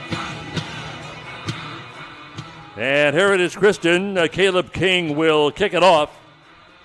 Reed Gehring is their leading return man. He averages right at 15 yards per game on returns, 15 yards per return. Here comes the kick. And nice it'll be boot. taken at the 5-yard line. Big opening come up on the near side, the 30, the 35, and the 40, and the 45 cuts back, and finally brought down at the 36-yard line. And guess who that is? B.J. Lomax on the return. He's everywhere. B.J. Lomax, the unsung hero this first half. So they got good field position, and they've still got some time with 1:52 to go here in the half. They really do, Jerry, and they know how to run up. They actually know how to score here. Well, they'll start this drive in Heritage Christian territory at the 45-yard line. This will be the second drive that Covenant Christian has started in Heritage Christian territory. Right at the 45. Now let's see what Frazier wants to do out of the quarterbacking spot. Same scenario. Here's the handoff. Dancing inside is Micah Wilson, and Wilson gets down to the 42. Number 2, Wilson. I would just keep it here on the ground, wouldn't you? Well, I don't know. If You're I'm no help. If I'm well, come on, Bake. Well, there are two options. One, Okay. what you said, just run this clock out, go to the locker room. You're happy up by 7. The other is, okay, let's see what we got. Okay. Let's go ahead and let's go get them. But you're going to get the ball starting the second half. See, I've always said, if I ever get a job as an offensive coordinator, you'll want to come to all my games because I'm going to be throwing that baby. I'm going to be wide open all the time. He will throw on second down. Got a receiver! And incomplete. And they may get pass interference. The pass was thrown to Alex Coleman, and the defender was all over him. Now, they won't spot it as they do in pro football down inside the 5. We'll bring it back at 15 yards on now. What do you say with a little more time left to play. Like I said, you should have thrown the ball down the field. Come on, Fake. Oh, you know man. I'm not going to get in that easy. Oh. Now we're assuming that's a defensive pass interference, although I'm relatively certain that it is. So they will mark the ball down now to the 27-yard line. So they've got some room to play with here. With 1 minute to play? You can run a lot of plays in a minute 9. Boy, I'm telling you right now. Sitting up in that shotgun, they got trip receivers to the top of your screen to the left side. Throwing, they got 3 of them. They got a receiver upfield. Incomplete. Good coverage that time by Wade Wallen. And that was pretty darn close to being caught at the very back of the end zone. Line them up and run it again. You got a minute 3. This is the pass. I think he has it about right, and it's just nice defense. This is a nice throw, by the way. Yep. I'll tell you what, Frazier has thrown a couple of balls tonight that I'm very impressed with on the long throw. As a matter of fact, he's been on the money for the most part. Haven't always caught it, but nonetheless, with a minute 3 to go at the second down and 10. Nice. Here we go. Again, same setup. Trips to the left side. This time we'll hand it off to Coffey coming up the middle. He'll get down to the 20. They've got some timeouts left if they decide to use them. They have to. And they will spot the ball right about there. And they're going to put back at the 21-yard line. And the clock winds at 48. What I like here is no one's panicking. You notice they're all poised. You can run an awful lot of offensive plays in 40 seconds of this game. He's going to throw it again. Got a receiver this time and overthrew him. That's one of the bad throws he's had tonight. He had a receiver up there in Adrian Terry and just flat overthrew him. Now we're at a 4th down. Makes it 4th and 5. You have to go for it here. Well, yeah, you're too close to punt it because you're going to knock it into the end zone probably. They'll bring it out to the 20, so you gain very little, so you're probably going to go for it again. Oh, this is going to be a field goal attempt. Well, let's see. They have not attempted a field goal all year. It will be Jackson Brew who will try it. The ball will be spotted at the 28. That's a 38-yard field goal. Let's see, will they fake this? Timeout, Heritage Christian. Heritage Christian's not so sure they're not going to fake it, so they're going to call a timeout just in case. And I guarantee you, that right now is what the coaching staff is talking about. Let's take a look at Indiana SRN's schedule for next week. Monday, we have volleyball for you around Collier Heritage Christian. That is for the CCC title, Jerry, at 7 o'clock. Ritter takes on Covenant Christian for volleyball. On Wednesday, more volleyball for you as Sheridan goes to Traders Point. On Thursday, soccer, Zionsville Guerin boys, and volleyball, Guerin and Heritage Christian. On Friday, a slew of games for you. Heritage LaPel, Crimson Knights, and Covenant, Cecina Triton Central, Northview, and Guerin. Those are our TV games. Our radio games, Southport Terre Haute North, Traders Point Edinburgh, Tri-County Frontier, Newcastle Mount Vernon, and Palin Academy and Park Tudor. All on the networks, the family of networks, Indiana SRN. By the way, I got to tell you, I am a volleyball fan. Having done the state finals for a number of years, you think of volleyball as your backyard volleyball where you just think it over the net. That is a mean game. These gals they are can hit the tough, ball. Man. They can hit the top. Heritage Christian number 1 in 2A. Jerry, they are very good. Very, very good. If you've not been to one, go and just sit on the sideline. Or watch. Or watch, yeah. You can watch it on SRN. But go there at least once and get the feel of it. Yeah, you're right. Right, here they go. They changed their mind, which I'm not surprised. They'll put a man in motion to the left side and reset it. That is Trey Flatt, the H-back. Now they're going to take a timeout, they being Covenant Christian, as they saw something in the offense they didn't like. I want to talk a minute about this Covenant Christian coaching situation. They had to change coaches last week, and we talked about this earlier. Sometimes that can really disrupt the ball club. So far, not the problem.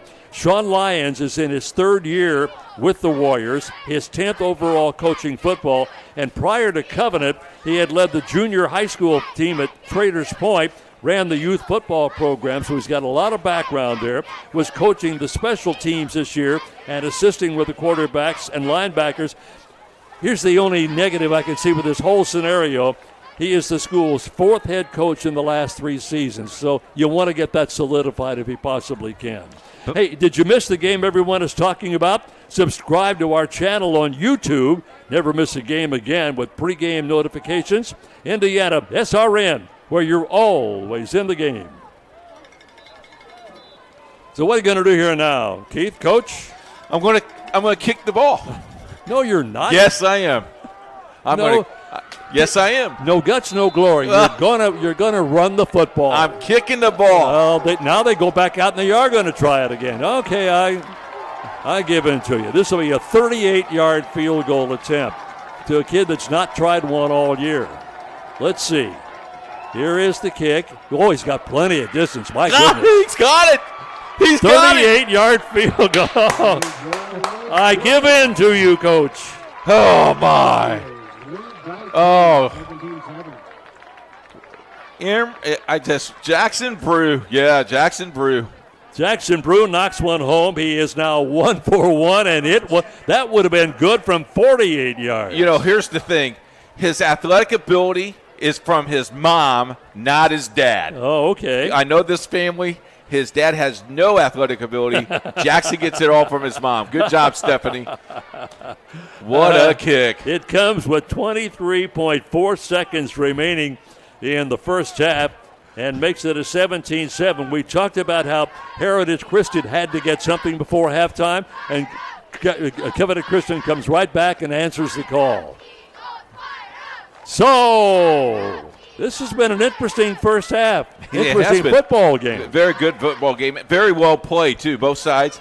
And I tell you what, I really like what the referees are doing. They're keeping the game under control. Because I tell you what, this is a rival, little chippiness, but they have let these kids play, and they have controlled the game. Well, one of the emphasis is on sportsmanship. And these two schools, I have a feeling sportsmanship is something that's just priority embedded one. in them. Yeah. Yep. So we'll get ready to kick it off. And Heritage Christian's number 10, Jackson Brew, will be the guy who will get the job done. He's the hero right now tonight. Oh, he is.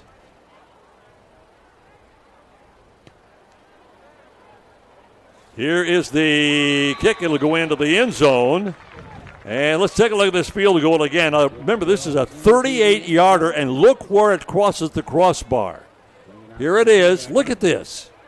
That thing is 10, 15 yards over the crossbar. Yeah, yep. You know, I used to kick those like that. Yeah. I was dreaming a lot.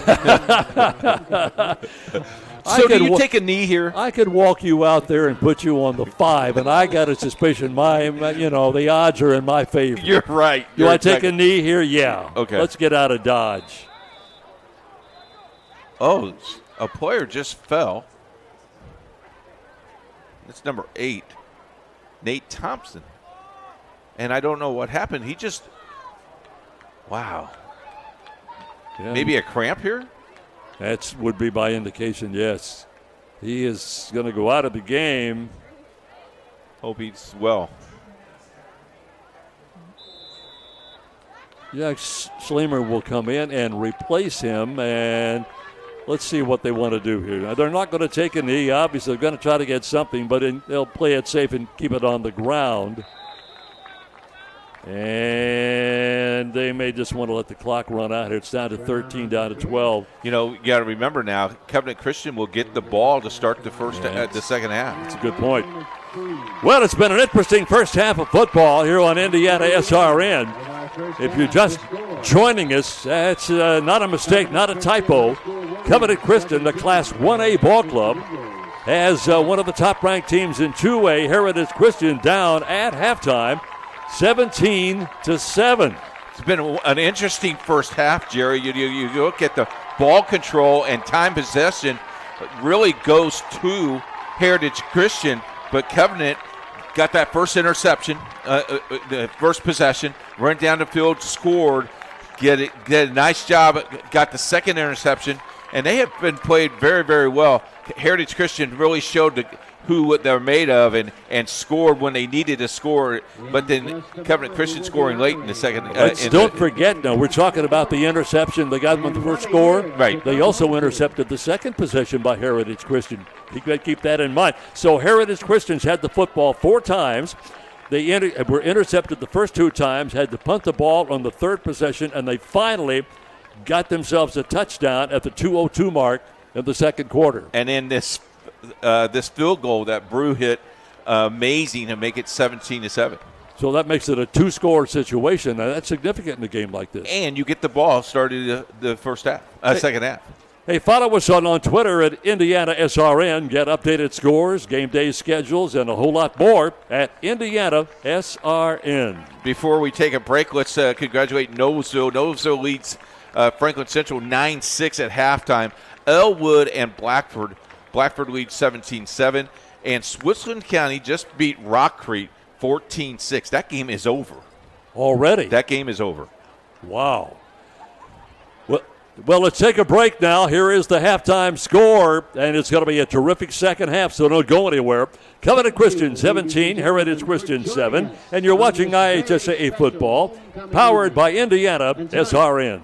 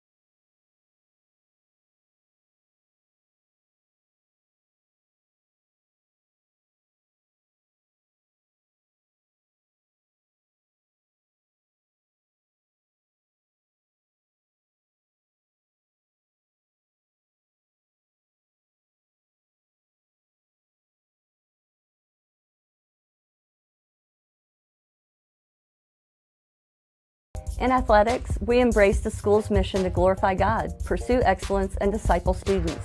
This mission is at the core of who we are, driving our students and coaches to pursue athletics in a distinctive way that brings honor to Jesus Christ. Athletics teaches students about the value of competition, about teamwork and goal setting, about respect and hard work. The privilege of interscholastic athletic participation can be one of the most rewarding experiences in a student's life. The responsibility associated with this privilege can help the student athlete maintain proper perspective and serve as a reminder of what is truly important in life. We win through sports if we develop competitive and successful athletic teams and individuals. We win through life if we glorify God to be the best that we can be. As we build on our statewide reputation of athletic excellence that emphasizes sportsmanship and outreach, I look forward to seeing how God will continue to use Heritage Christian Athletics to impact our community. The greatest thing ever said about mankind was that we were made in God's image. And I thought, the best thing for me about Heritage is that you form such close relationships with teachers and other students. It's just amazing for me to be walking down the hallway and to run into one of my old elementary school teachers, and they still remember my name. They'll come up and give me a big hug and be like, Rachel, oh, how are you doing? Like, tell me about your life. That's right. That's right. Come see what love has done. Amazing. He bought us with his blood. Our Savior. The cross is overcome. We worship you. All right, we gotta shout. We shout. We shout. Hosanna. We are integrating a biblical worldview into everything that we do here. Every class that we have, every relationship that's here on campus, every athletic activity, team, club, fine arts, that's part of the value proposition of discipleship here at Heritage. And how our faculty and staff speak into and pour into our student lives is so important. And you see that in so many ways. You see it obviously in the classroom, but you also see it with teachers who lead clubs, who are talking and tutoring with students after school who really care about what's going on in our students' lives, and they're there to make a difference. I am Heritage. Heritage Christian. I am Heritage. I am Heritage. Every hurt and every sting, He has walked the suffering. He knows. Every day, Summers Plumbing, Heating, and Cooling keeps Hoosiers comfortable at home. When you see our bright orange trucks on the road or in your neighborhood, you know the Summers tradition of trust is alive and well. We deliver essential services where you need them, when you need them. We're trusted for quality service at fair prices. Plus, we do what it takes to keep you safe in a time like this. Just call Summers and enjoy the season at home in comfort. More fixing, more finding, more being original. Unique like this, trendy like that. More designing this, arranging that. More saving, and then more making it happen. More of your space looking like this, and more of you feeling like that. More excitement, more savings, more furniture, more rugs, more flooring. More affordable luxury from RG Decor.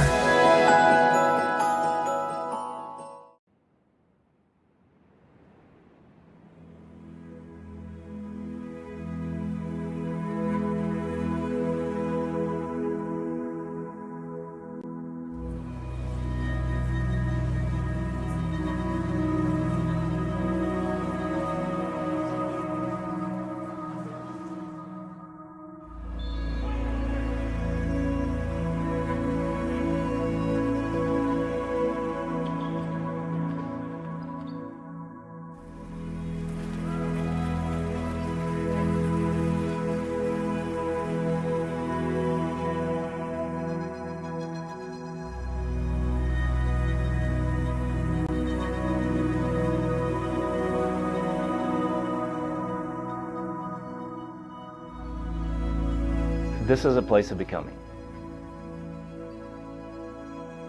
I grew up spiritually here.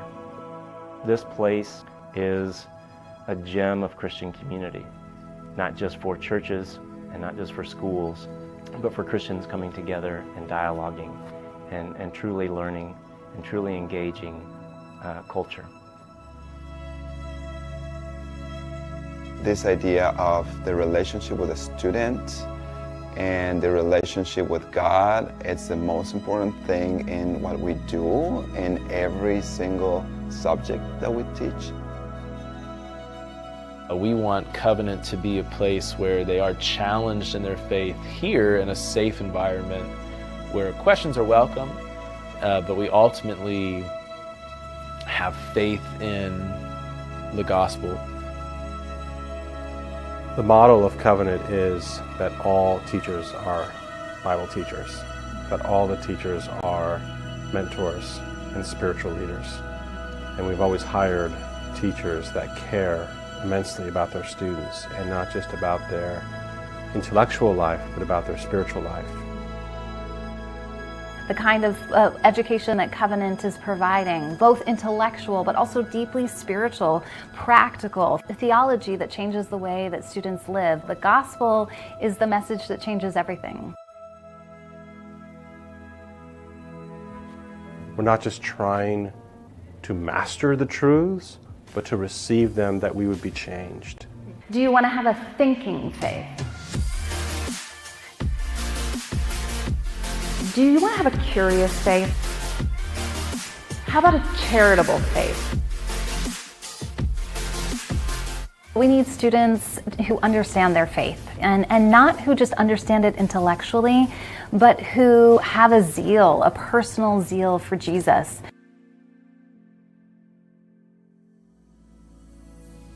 We are pursuing concrete answers to everything always, to be right, but to live in right relationship. Not just be right, but do rightly. Our model of education, our pursuit of learning, is not just about preparing students to serve, though it is that.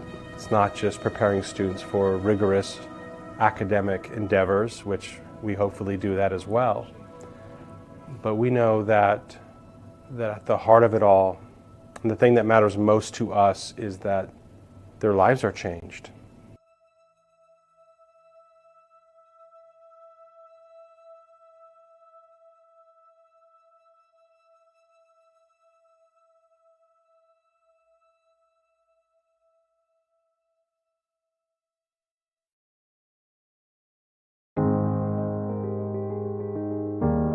From the moment that I met Reed as a sophomore, I learned a lot about him, the reason why he wanted to come to Covenant, the initiative that he took to come here. He cares about other people and cares about relationships, cares about his academic work.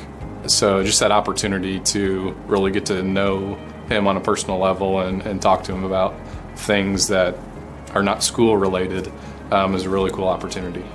It really makes school more enjoyable, to be honest. You have someone to come to school and you want to listen to this person teach. Then when I came here, I wake up and I don't even, think about school. I just think it's like another day, I enjoy it here. I enjoy all the teachers because you have a relationship with everyone.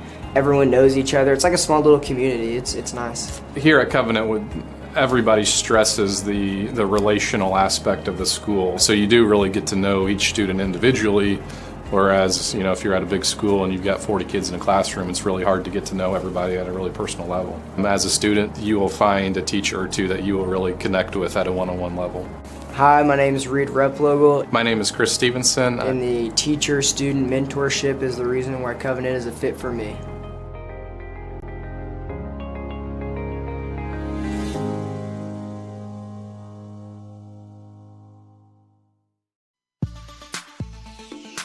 Hey Mom and Dad, make me proud today. I'm playing a sport I love. I'm probably not going to be pro, or who knows, I may not even play in college. It's a game I love, and my teammates in our community want you to show good sportsmanship. Rude or verbally abusive behavior will not be tolerated today. Instead, cheer loud and be proud of our performance. Be a good role model, and please have fun watching us play. Thank you for practicing good sports momship and sports dadship today at my game. There's no greater anti-poverty measure than to give a person a job. That helps them start to change that trajectory. Morales Group is a full-service staffing company that provides temporary labor in the Indianapolis, Central Indiana market. It was a challenge that was given by my father. He wanted me to give back much more than I had been. Then I realized that when he said more, he wanted me to see how I could give more. And it wasn't just in money, but in time and in services.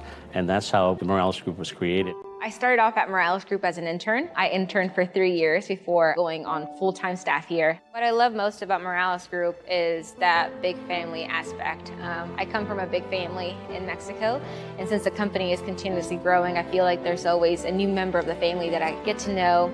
We're willing to give. We're willing to serve others, and we're not expecting something in return. Come talk to us. We would love to work with you.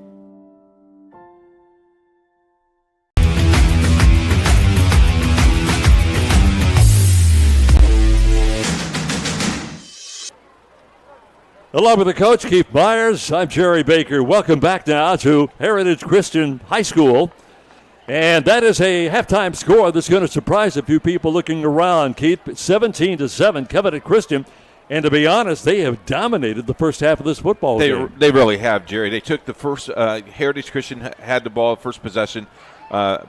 Milton throws an interception. They score on the first possession. And then, as you mentioned before we went to halftime, the second series was another interception as we watch some highlights of the first half. And this was the first interception of the game as Lomax just went out and got it. And Covenant Christian was in the driver's seat and they score on this possession. So, you look at Milton. He's only thrown one interception all year. Now he's thrown two. And there's that second touchdown for Terry, and I tell you what, Terry's had a career today. I'm anxious to see what the coaching staffs have done. Kyle Ray at Heritage Christian, by the way, in his fifth year at the school, a 31-16 mark. Here is the pass that is caught. This is Heritage Christian getting it, moving the football for really the first time in the football game. Yeah, and you come back and here's the running play and here's the pass play, and again another interception by Milton, and Heritage Christian really have to find something to get momentum. If I was Heritage Christian and I'm coaching, as we'll see another play here at Covenant Christian. This is the pass. This is the pass that he just reached out for. I mean, that's just a great pass and catch. But if I'm Heritage Christian, I think I'm onside kicking. Start the second half. Boy, you're gutsy.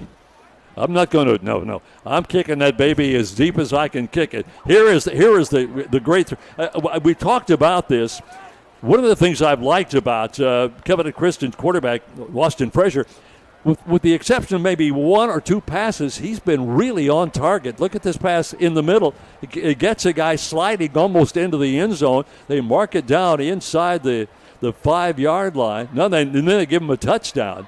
So I think it's imperative, and you pointed out earlier, Covenant Christian gets the football to begin the second half. Yeah, even the blocked field goal attempt for the 1-point conversion went in. And then the boot for the field goal to end the half. This is interesting. That's the other extra point. There's the block. Watch this field goal, Jerry. We were both saying this may be out of his range. It was a 38-yarder. Now here's Heritage Christian again, trying to move the football, and this is a great move right here. For they only score the game for Heritage Christian as Schlamer goes in for the touchdown from about 20 yards out on the pass reception. And here's the passes again. It's incomplete, but it was right there on the money pretty much. Here is the touchdown. Here we go. This I'm saying, I don't think so. And watch how far over the goalpost this is. My goodness, he kicked it, I think, literally over the stands at the end of the field. Now, Covenant Christian, if you're going to go out and try to make up points against Covenant Christian in the third quarter, they have outscored their opponents in the third quarter 46-0. It's a little misleading, not the nothing, but the 46, because what's happened, Covenant Christian was so far ahead at halftime in so many of the games that they really didn't get their offense. They didn't need the offense in the second half. They also ran the clock because on all those games they've had a 35-point lead or more. Right. So the game at that point, a lot of things change in the game. They beat Jennings County 52-14. They beat Rushville 68-6. Shut out Attucks 48-0. Over Indianapolis, Washington 57-6, and beat Tindley last week 56-0. So in two games they have not scored. They held the defense to no score whatsoever. Yeah, on the other hand, in the third quarter, it's been really close for Heritage Christian. They've outscored the opposition 44-28, but much like Covenant Christian, they had sizable leads, and they weren't really running to score. They didn't want to kick up the score any higher than they had to, just enough to win the football game. So we're about to go now. Heritage Christian will kick off. And that is number 9, Caleb King. He is their kickoff specialist. Deep for Covenant Christian generally is Jay Wright and Brian Lomax. Lomax averages 49.5 yards per kickoff return. Wright, when he gets an opportunity, is right at 10.4 yards per turn. So the second half is underway here on Indiana SRN. They'll boot this one deep, take it inside the 10 at about the 8-yard line. Some running room by Lomax, and Lomax will get it out just shy of the 25-yard line to begin the second half. Now the question, and this is something we chatted about earlier in the first half, I talked about the fact that one of the things you like to do occasionally when you get in a high-scoring game is to slow the game down, stretch the game out, make it difficult for the opposition to even get the football. Yeah, if you have a running game, this is where you'll see Gage Coffey a lot, and I think you'll see Wilson a lot in this series, just to see. You know, I always felt pretty comfortable in the first possession if you took 4 or 5 minutes off the clock. Right, absolutely. So they'll start this drive at the 24-yard line, the 24, and we'll see how they handle this. Generally speaking, it's been Wilson and Coffey in the backfield that have done the yeoman's job of the work here in the first half for Covenant Christian, and they start out on the ground as expected. And that is Coffey, the ball carrier. Like you say, Keith, if you can get even, let's say, 3 minutes off the clock and shorten this game and make Heritage Christian have to go to work because it's a 2-score ball game right now. Yes, you're exactly right. Going in tonight, if you look at the Sacrament ratings, Heritage Christian was ranked 2. Covenant Christian was ranked 3 in their own class, 1 and 2A. So again, a couple of yards. 2nd down and 8 to go now. Again out of the shotgun with trips wide out to the left side, and they're going to go that way. Here's a quick hitter, and it is intercepted. Picked up by Camden Wolf. And what a turnaround this could be early on in this contest. Boy, that's a big play. Tip ball, caught the ball. And, almost like a repeat of the first half of Covenant Christian. Yep. Wolf with the interception. And they'll have terrific field position, and we're only 54 seconds into the second half of this ball game. Well, the 3 minutes that we needed, it didn't work. It didn't work. And very quickly to the line of scrimmage comes Heritage Christian as they set up at the 36-yard line. Oh, busted play. That's the best field position by far that Heritage Christian has had. Prior to that, they have begun 2 drives on their own 20, 1 on the 8 and 1 on the 19. I really thought they would have went for the home run here. Get them on their heels. Well, let's see what's going to happen. Here's big old Colin Thompson, the 5'11", 220-pound sophomore, I should say, over the ball at center. He'll snap it back to Milton. He's going to throw. There's the angle. There's the pass. It is caught down at the 26-yard line. Good throw that time to Harrison Waltz. Waltz, 6'2", 195, senior. Good, sure hands. So it's at the 25. That's good enough for the first down. So they'll move the chains on the far side of the field. And very quickly, Heritage Christian back to the line of scrimmage. Wide out, left side. That is Nate Thompson who's set up. It's a single wide out on that side. And they'll have the ball off. Running room over the middle by Colton Brown. And Brown will move the ball forward for about 5 more down to around the 20-yard line. He drew Tony flat 5 yards. He carried that young man 5 yards. So it'll be a pickup of 5 at the 20, 2nd down and 5. There's Colton Brown's photo at the top of your screen. Clock now down to 9:40 here in the third quarter on the big interception. High snap. They drew it down, got it down to the 15. That'll be, depending on the spot, very close to yet another first down for Colton Brown. Another game that people are probably looking at, Jerry, tonight. Hamilton, Pendleton Heights, and Mount Vernon. Pendleton Heights lead 14-7 at halftime. And hello to Brenda Fike, longtime nurse and assistant athletic director at Covenant Christian, watching the game at home on big screen saying, "You sounding looking good, Keith." All right, it's a first down and 10. And the Heritage Christian Ball Club now back to throw. Got an angle, got the pass. It is caught inside the 5. The pass reception, Gary and Sharp. Boy, he almost dropped that ball, but hung on tight. I tell you, now the momentum has changed it has greatly. changed big time. 4-yard line. They'll spot the ball down at the 4-yard line. And very quickly, Maxwell Milton gets back to the sideline with a play call. And from the 4, it'll be 1st and goal. Well, this game turned around in a hurry. Yep. So let's see what Maxwell wants to run this time. Here's the handoff on the left side. And stood up right about the 5. In fact, a loss a little bit there. One of the defenders in that time was Brad Nardi.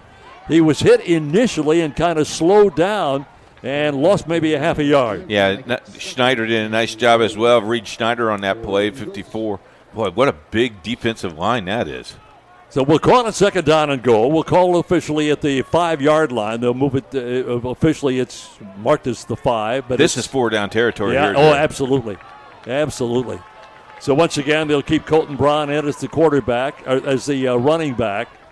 And they got Harrison Waltz set up on the right side. Here's the handoff to Brown. Tried to circle and getting it in from 4 yards out. Now we got a game. 4-yard run for Colton Brown.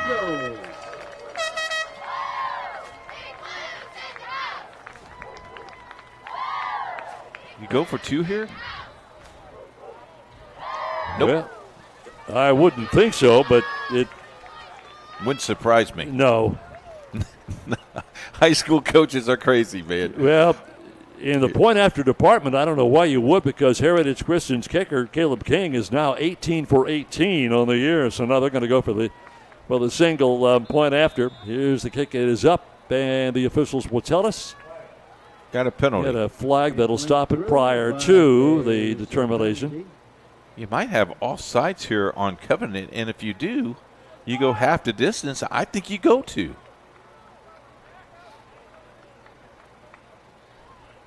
Illegal shift against Heritage Christian. Heritage Christian, so that'll back them up 5. Wow. Now the extra point is not as easy as it was. No. Eagles are called for illegal motion. It's an illegal motion call, and that moves them back 5. So they'll spot the ball now at the 7-yard line. 17-yard extra point. Yep.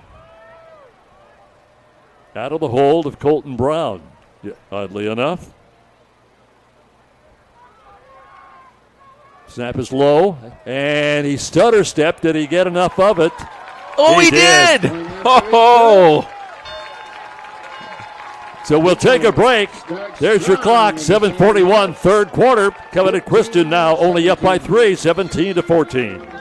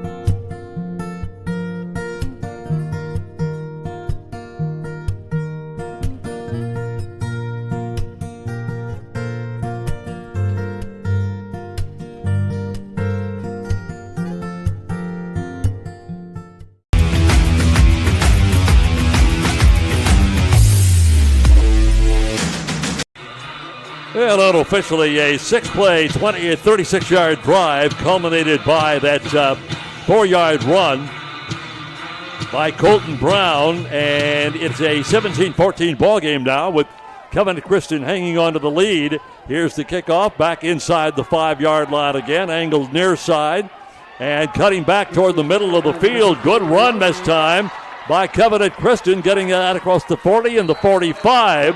And that is Brian Lomax on the return, and a late flag. Whoa! Yeah, this is going to involve some penalties here.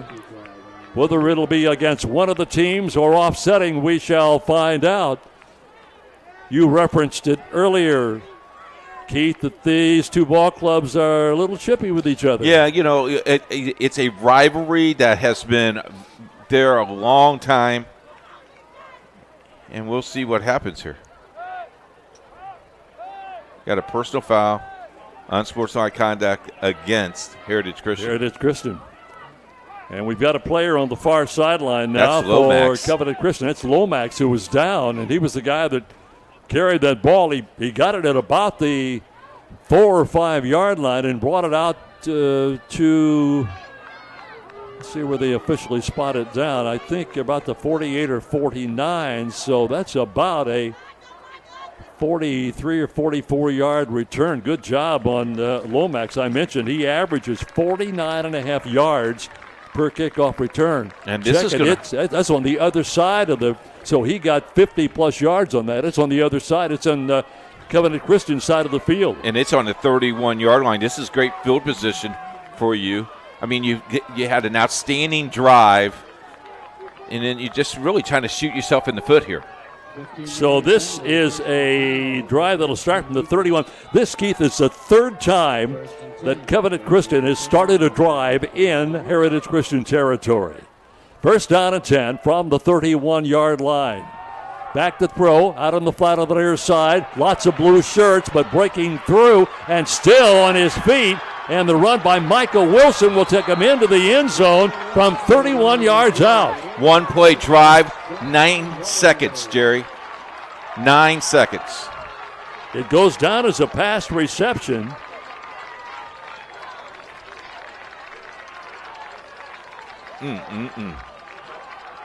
Michael Wilson with a 31-yarder.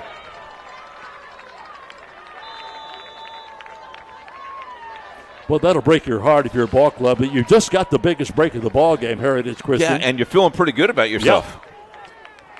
Yep. This big extra point here.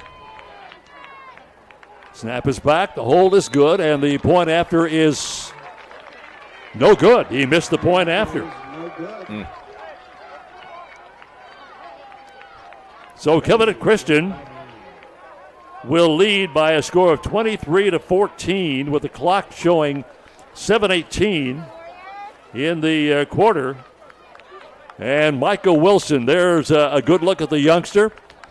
384 yards rushing for Covenant Christian. Michael Wilson, 5'8", 160, and a senior for Covenant Christian.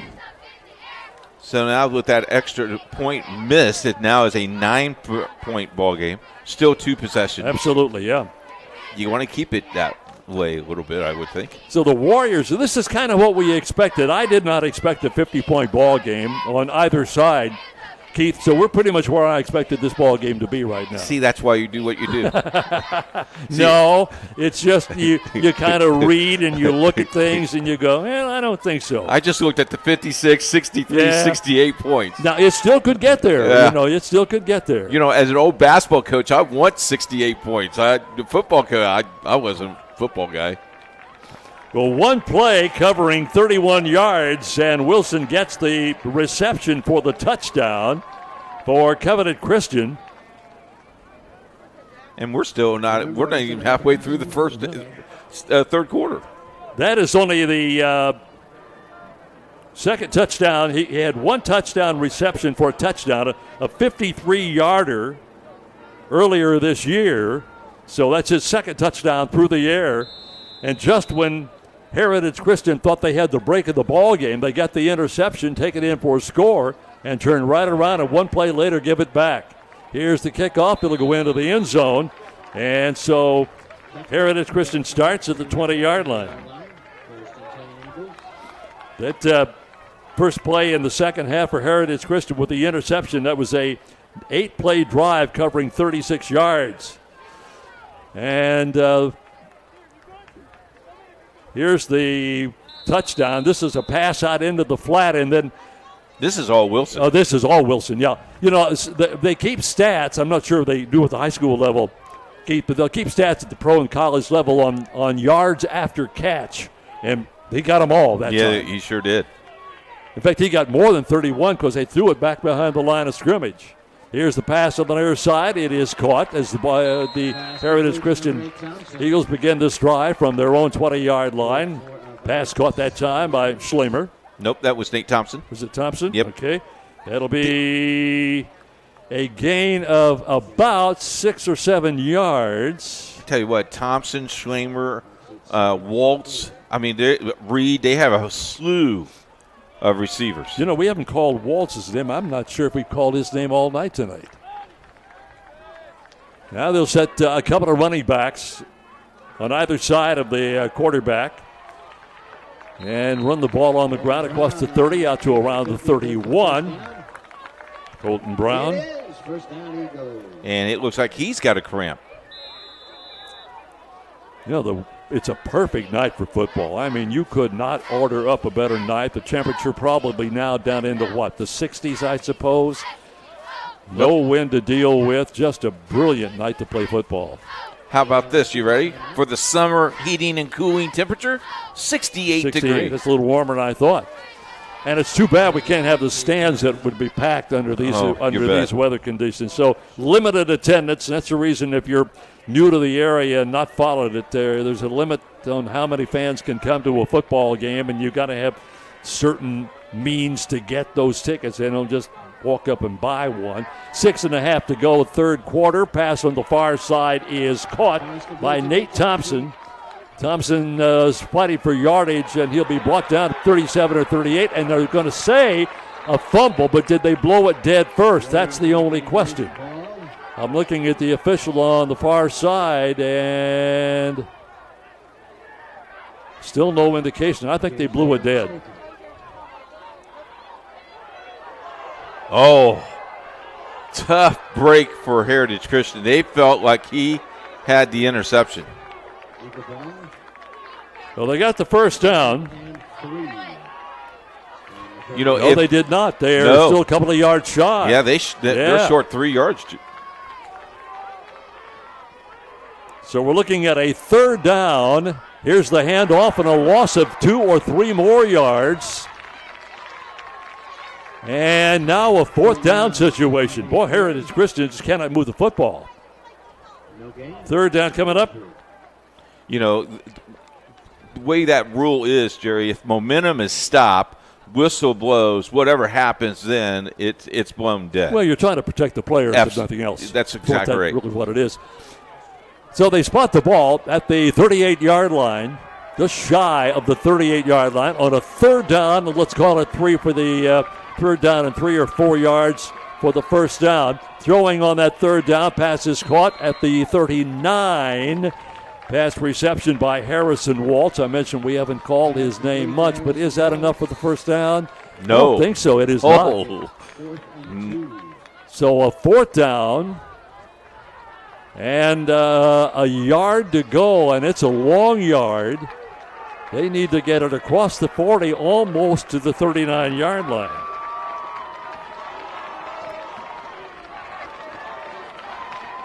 I think Brown probably will get this ball. Oh, I would think so. Setting up out of the I formation. Brown's got it. Goes straight up the middle, and that last-second effort will get him across the 40 to the 39. And that's what they had to be. You got to love that kid. Just stuck his nose right into it. Moved the defenders 2 yard. Needed 2, got 2. Oh, whoa. Boy, wait a minute. That spot. That was a very good spot, Jerry. Yeah, it's a first down. Yeah, they've got it. They've got it across the hash mark, and that's where they had to go. So they're all right. It'll be a first down and 10. You know, our producer in the year said that's a first down. Yeah. The old referee, he knows. I was thinking he's going to get the index card out, Jerry. That is the fourth first down of the second half now for Heritage Christian. They scored the first time they had the football on a 4-yard run by Brown. And now they got to move the ball again. They get plenty of time. We're in the third quarter. Here's the pass. They're going to call it a completed pass by Schlamer. It'll be a good pass reception out to the 49. That's good for about 9 yards. Hamilton Southeastern just scored, Jerry. It makes it 14-13 against Zionsville. They just went into the fourth quarter. Well, Zionsville's got a good ball club this year. Yes, they do. So here we go now, but a second down and about a yard and a half for the first down. Trips to the right side of the offensive line. Back to throw. They set up the screen on the near side, and it is broken up. Good defense that time by Brad Nardi. Pass is caught out of the backfield by Colton Brown. Now we face a third down and 5. Probably good. Loss of about a yard that time. They'll mark it down right at the midfield stripe. And let's see what they dial up this time offensively. Clock is not their friend right now, Jerry. Nope, this quarter is just zipping by. You mentioned earlier this whole game has been a very fast one. 2:41 to go, 2:39 now. Here's the run over the middle by Brown. He'll get it inside the 45, and that'll get him a first down. Third first down of this drive. First down and then some. And they will spot it officially at the 45. 34-yard line.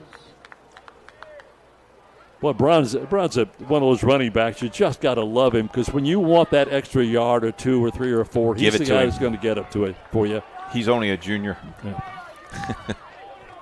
He's got a senior year left. Great family as well. They're going to throw on third down. Pass is caught at the 40 and inside the 35. Tackled by Jackson Rowe.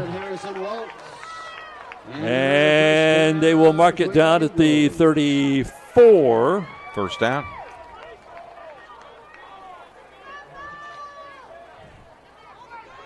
So they get the first down. As I mentioned, fourth first down of the drive here in the third quarter of play. Second possession of the game in the third quarter for Heritage Christian. Over the left side, nothing doing this time. Around the 34-yard line. Brown is slow getting up. Brown on the carry. His big brother is playing at IHSAA up in Marion. Boy, what a good football program that has been. Indiana Wesleyan's football program. Colton Brown, 5'11", 175 at a junior. I'm just glad some of the football programs are having a chance to play this year. Boy, it didn't look good, a month ago, Keith? It looked like the whole world was going to shut down. Yep. So we're second down and 10. And a high snap. Oh, loose ball is going to be picked up by Covenant Christian inside Heritage Christian's territory. Snap goes over Milton's head, recovered. Third major miscue of the ball game for Heritage Christian. They were intercepted the first 2 times they had the football. Now they have fumbled it away with 56.2 to go in the third quarter.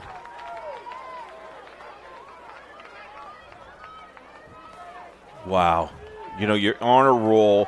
Clock is running. You're feeling pretty good about yourself, and now you've given up the ball.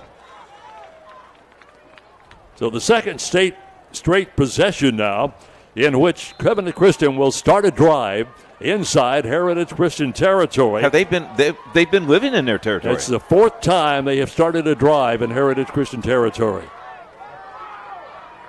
So it's a first down and 10, and the clock down to 56.2 to go in the third period. Over the left side, and a pickup of about 5 yards or so. That is Michael Wilson. Here's the problem right here, Jerry. Sometimes you just have to fall on the ball. Milton gets the ball, then he just kicks the ball, and that's number 27 on the recovery. Alex Coleman. I think really he was trying to fall on it, and when he started to fall, the knee just kicked the ball away. That's tough. So they are at the 43-yard line. And over the middle, the pass is incomplete. Intended that time for Jackson Brew. Nate Thompson almost had an interception there. There's Alec. It'll stop the clock with 12.4, third quarter. I like the new graphic that we have that show the kids get the face mask. Good job. Our production team is just unbelievable. our ADs that supplied all the pictures tonight, Michael Horseman from Heritage Christian and Andy Gossel from Covenant Christian. And I show this is a third down and about 5 or 6 yards to go for the first down. This drive began back on the 49-yard line. Here's a handoff the middle. Running room this time for Wilson. Wilson's got the first down and a whole lot more. Wilson just does not fall down, does he, Jerry? No. I mean, he just keeps plugging away. Like we pointed out, he's not a particularly big guy, but he sure gets the job done. That's the end of the third quarter, and Covenant Christian has the lead over Heritage Christian, 23-14.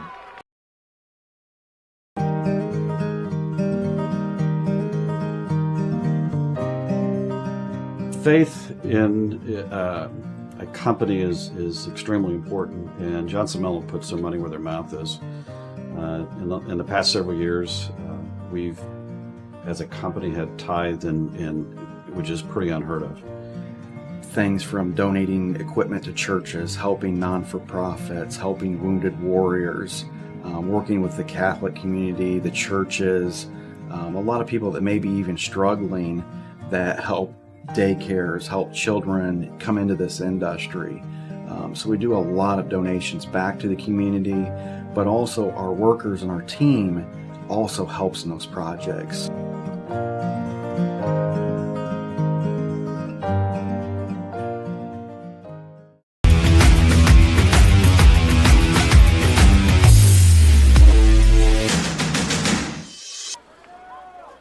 Friday Night Football in Indiana SRN, and it's been a bit of a shocker tonight. Covenant Christian, good ball club, 23. Heritage Christian, good ball club, 14. A lot of mistakes on the part of Heritage Christian, and we'll start the fourth quarter of this ball game, Keith. And right now, defense is the key for Heritage Christian. Yes, sir.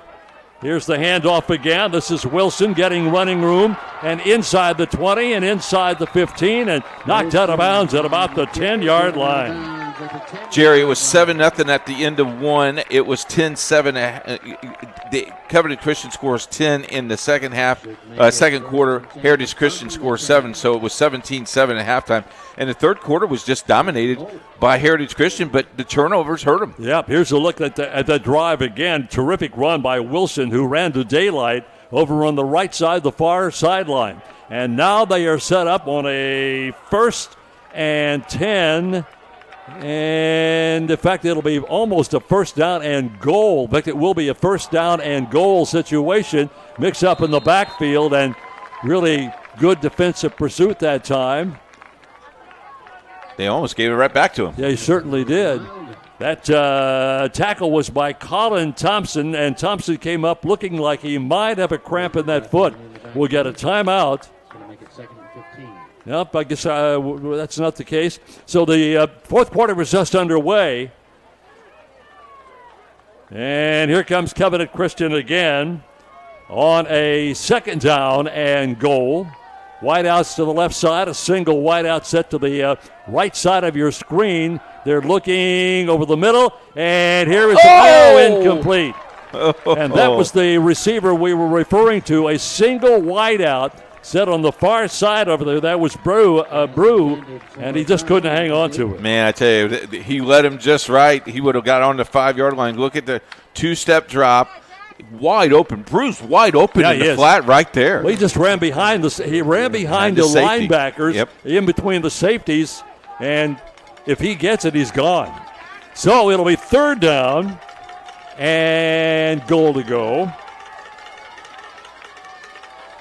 That's what they dialed up this time. They need something on the board.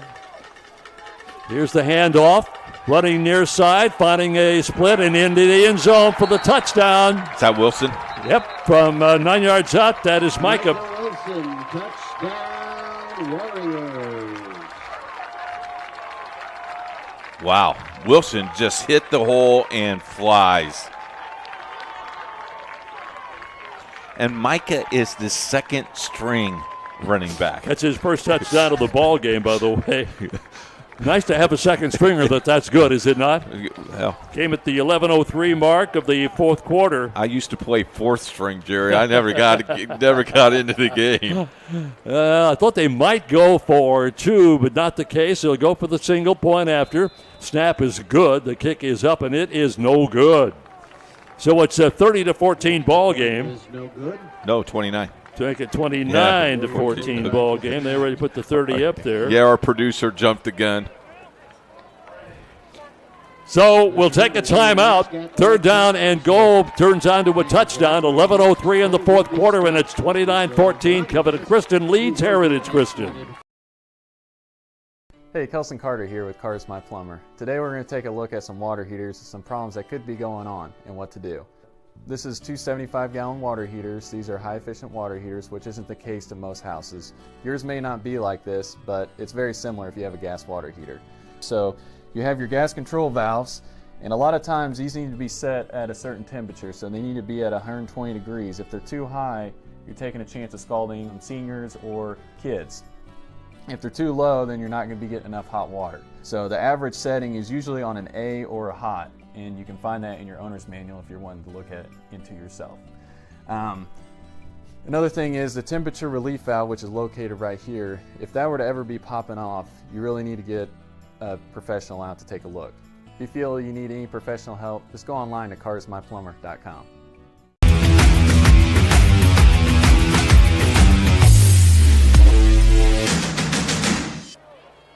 For Covenant Christian, 5 plays, 49 yards, a 9-yard touchdown run by Michael Wilson, his first of the ball game.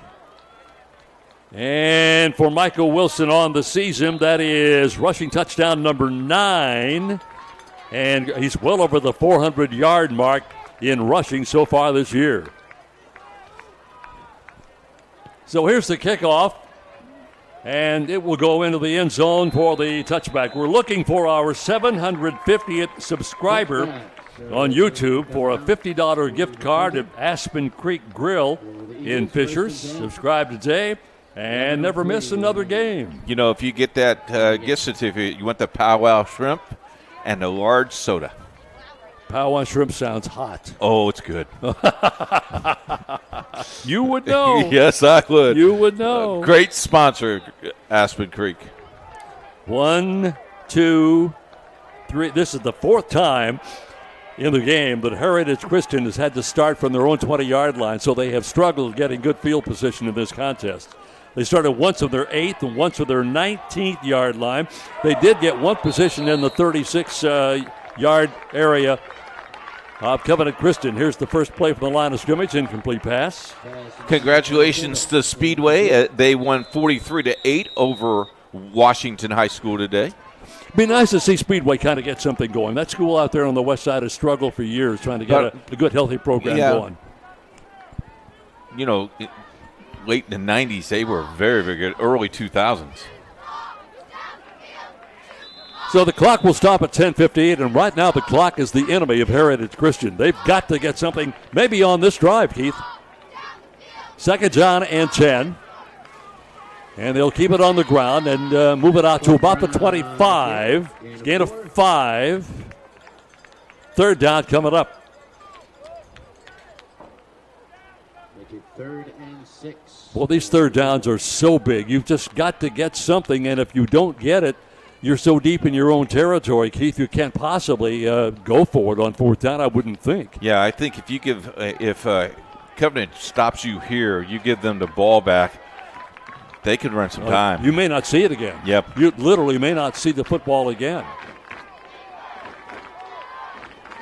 High snap, firing, pass is caught, got the 1st down. More. Oh, and more, and that's all due to the runner. He got it after the catch. The pass is caught by Zach Schlemer. And that's a terrific job by Zach. That second effort got him the 1st down, and then he stayed inbounds and then felt the pressure. And clock is now at 9:59. When he caught it, he didn't have the 1st down yardage. No, he had to go get it. So they get the 1st down. The clock continues to wind down. It's inside 10 minutes now in the 4th quarter. Number 1A, Covenant Christian. Number 2A, Heritage Christian. Here's the pass upfield and incomplete. In and out of the hands of Garion Sharp. Almost a terrific catch. 2nd and 10. 36 for the Eagles. So Bishop Chittard just beat Indianapolis Garion tonight. Yeah, Chittard just continues to get the job Look done. at that ranking. They have been number 1 for 8 weeks. They're just a remarkable program they have at Chittard. Got a good coaching staff over there. Oh, yeah. Mr. Doyle. 1st down and 2nd down and 10. Handoff over the middle.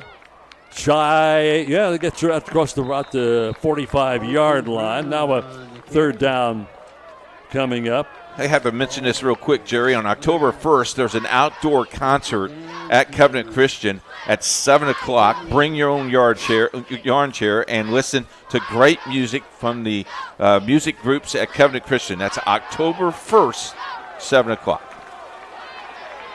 They're tied 4-1 on the year. Now they go to 5-1 on the year. They're only lost to Indianapolis Cathedral. Here's a miscue in the backfield. It'll be down at the 41. And a loss on the snap that time. And we're coming up on a 3rd down and 1. Make it a 4th down. 4th down at 5. Now what do you got to do here? Keith, if you go for it and don't get it, you're in deep trouble. Yeah, but you got to give it. I think you give it to Brown. He's been your playmaker. Yeah, it's a long 5, by the way. It's almost a 6-yard differential. So let's see. Look for number 20. Nope, they got a pass over the middle. Pass is caught. What a great throw and a catch across midfield, trying to drag him down and going all the way. A touchdown. Nate Thompson. Wow. How big is that? That is huge. I know we're going to watch the replay on that, but I tell you what, he had nothing but muscle. He did not want to go down. And now we got a game. Well, we mentioned the fact that if Heritage Christian was going to have a chance to get back into this ballgame, we felt like they needed to put something on the board with this particular series. They have done that. So out of the hold of Colton Brown comes the point after attempt by Caleb King. It is up and it's on its way, and it is a beauty. So with the clock showing 8:11 to go, got a ball game again. Covenant Christian 29, Heritage Christian 21.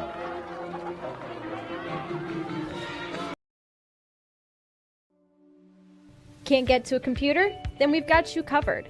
Just go to the Indiana SRN app and stay up to date with all of your favorite teams. You can watch live coverage or relive the experience with our on-demand service. Life comes at you fast, so it's important to have some help along the way. Ah, my favorite patient.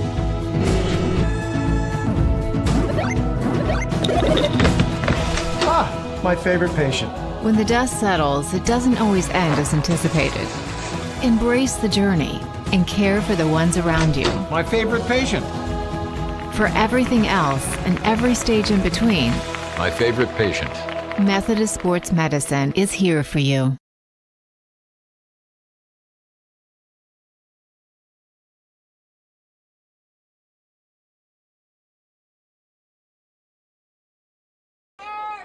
Well, a question for you. Did you know Indiana SRN streams more than 300 games a year that reach millions?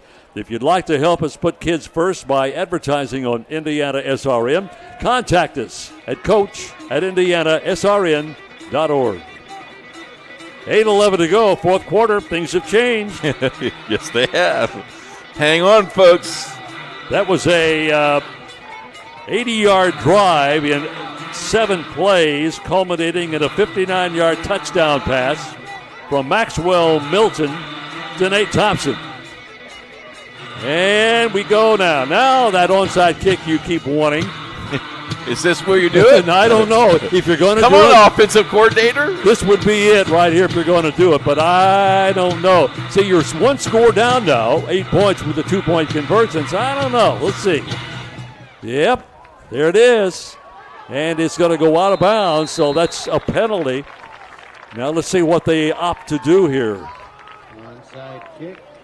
I put it at the 45. Yeah, I think I would too. They can take it there or opt to have them kick it again, but I wanted it at the 45.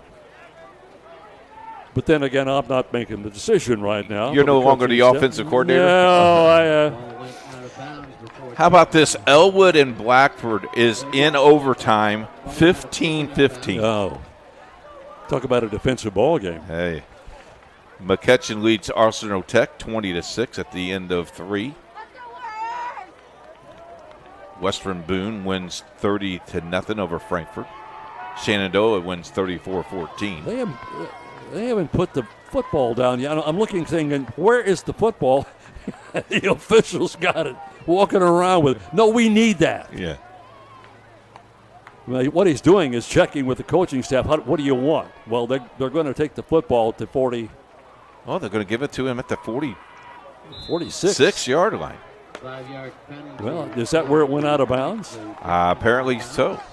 All right. Make it Yeah. 1st and 10 for the Warriors on the 8-11. check down. If I was Kevin Christian, I wouldn't give it back to him. Nope.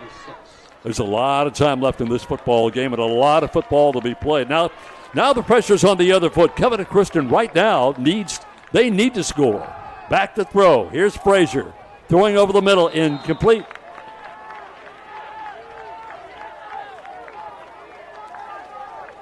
Pass is incomplete. And the clock will stop with 8:06 to go. This is where experience, you've only had a varsity program now for 5 years. Heritage has been around for a long, long time. So this is where experience really kind of maybe pays off. I know the kids are all different kids, but I tell you what, it makes a big difference when you had a program for a long time. This is only the third meeting between these two ball clubs. Heritage Christian has won 2 of the 3 meetings. And second down and 10 at 8:06. Wilson over the right side. Oh, got a space. Room, got the first down, and look out. Look out. They are not going to get him, goodness. and Wilson takes it all the way in from 46 yards out. Jerry Baker. Wow.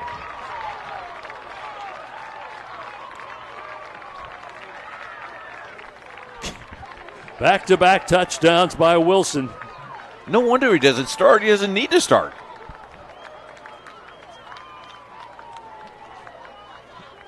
I'm sure Mr. Lyons is very happy with him right now. Here's a defensive ball club. We've talked a lot about the defense in this football game by both sides, and Heritage Christian's defense has let some awfully big runs take over tonight. They got a 38-yard touchdown, a 31-yard touchdown, and now a 46-yard touchdown. 36-21 with 7:55 left in the fourth quarter. Don't forget we have volleyball for you tomorrow at 12:30. Traders Point taking on Horizon Christian. Game time's 12:30. Eric Eaton, myself have that game. You might just bundle up and watch that game. You're double dipping, huh? Yeah, I tend to do that a lot, Jerry. All right, 36-21. All of a sudden, what was one whale of a football game has gotten a little lopsided again. Watch it now from the 46-yard line. Great block by 79. Yeah, that's a good deal out there. Now watch again. It just runs to open territory. My goodness. That block by 79 is Caleb Post. Good job, young man. Well, you got to hand it to Covenant Christian tonight.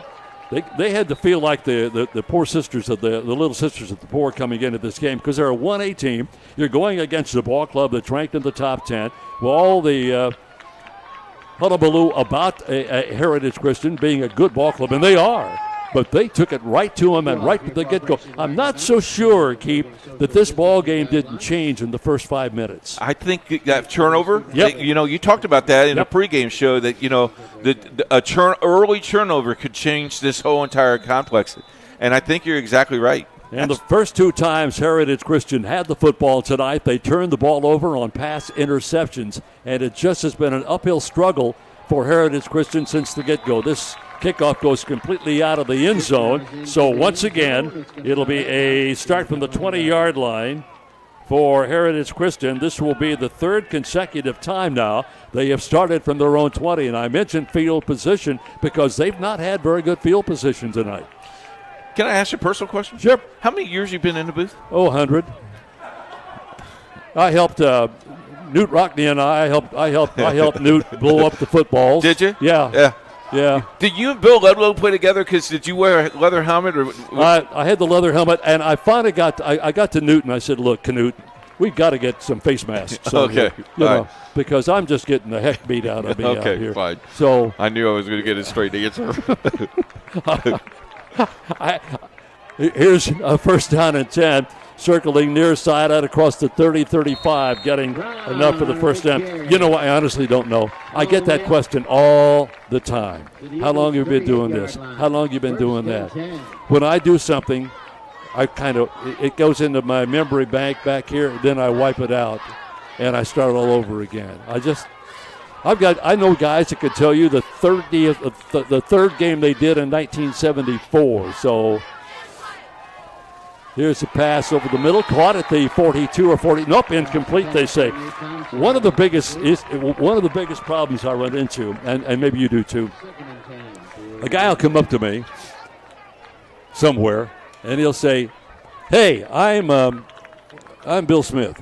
I say, "Hi, Bill. Nice to meet you. You did my game in 1978. You remember me?"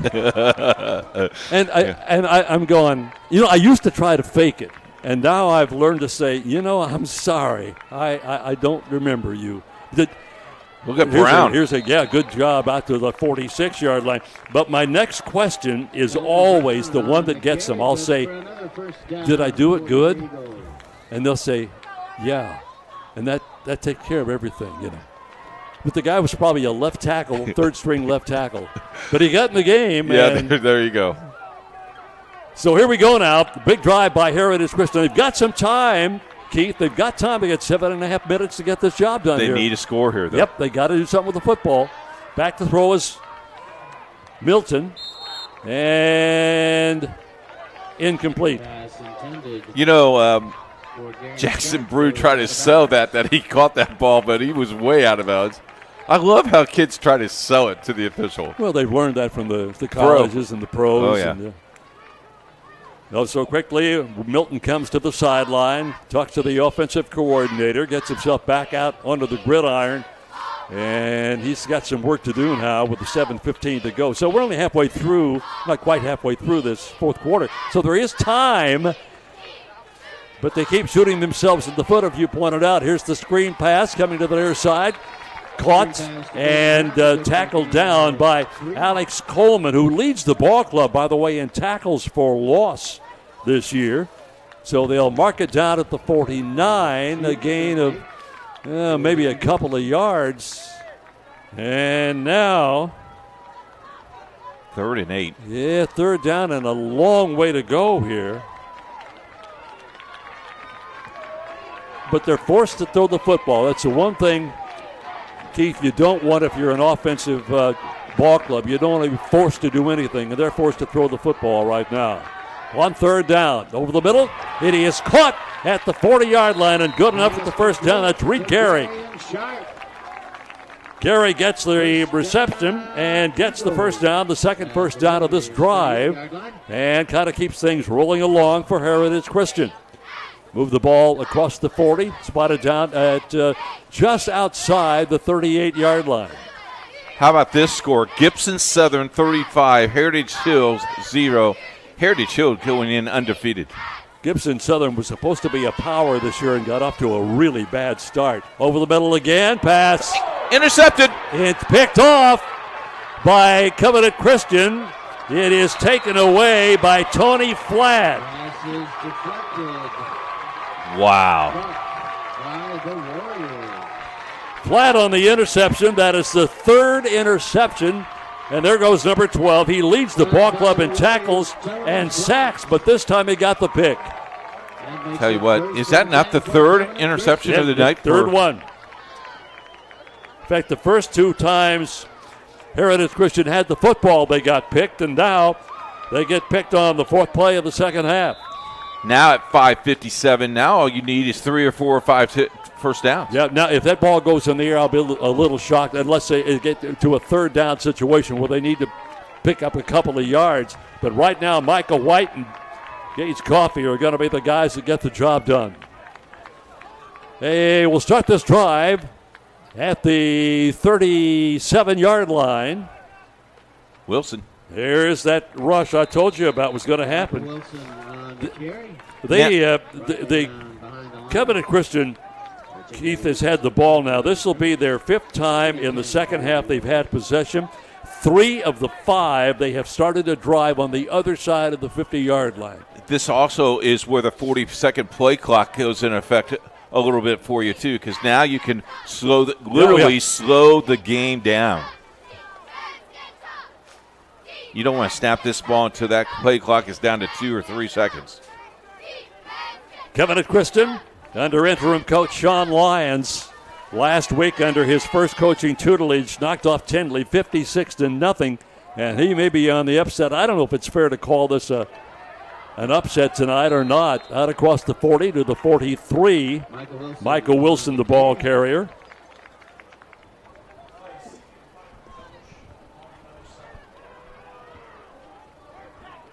So it will be a 3rd, and let's call it 5. And as you pointed out, Keith, the Covenant Christian Ball Club in no hurry right now. That clock is their buddy. Oh, yeah. And a 2-score differential, so they've got some room to play with here. Well, they are going to throw it. The wide open man at the far side. That's Trey Flatt, the H-back out of the backfield.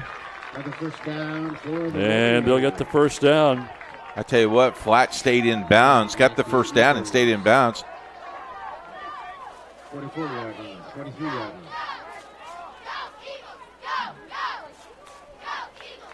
line. Just looking here, I pointed out, let's see, Heritage Christian scored in the 3rd and scored in the 4th, and that's the first time all year that anybody has scored against Covenant Christian in the 3rd quarter, and only the first time all year they've been scored against in the 2nd quarter. Wow. Hand off again. Here comes Wilson. Michael Wilson. And he'll be down to the 20. Here comes a penalty marker in. Somebody lost a helmet. Into the 22-yard line. Yeah, maybe that was a helmet I saw. I thought it looked like a... Yeah, we got 5. Yeah, there's a penalty marker. So the clock will stop. And let's see what we got here. Its indication is going to be against Covenant Christian. It'll be a holding call against the Warriors.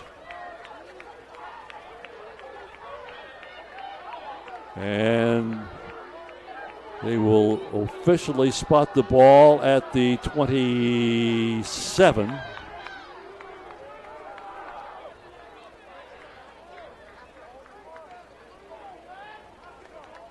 Covenant Christian led early on 7-0 early on in the first quarter of this ball game on a Terry 6-yard reception.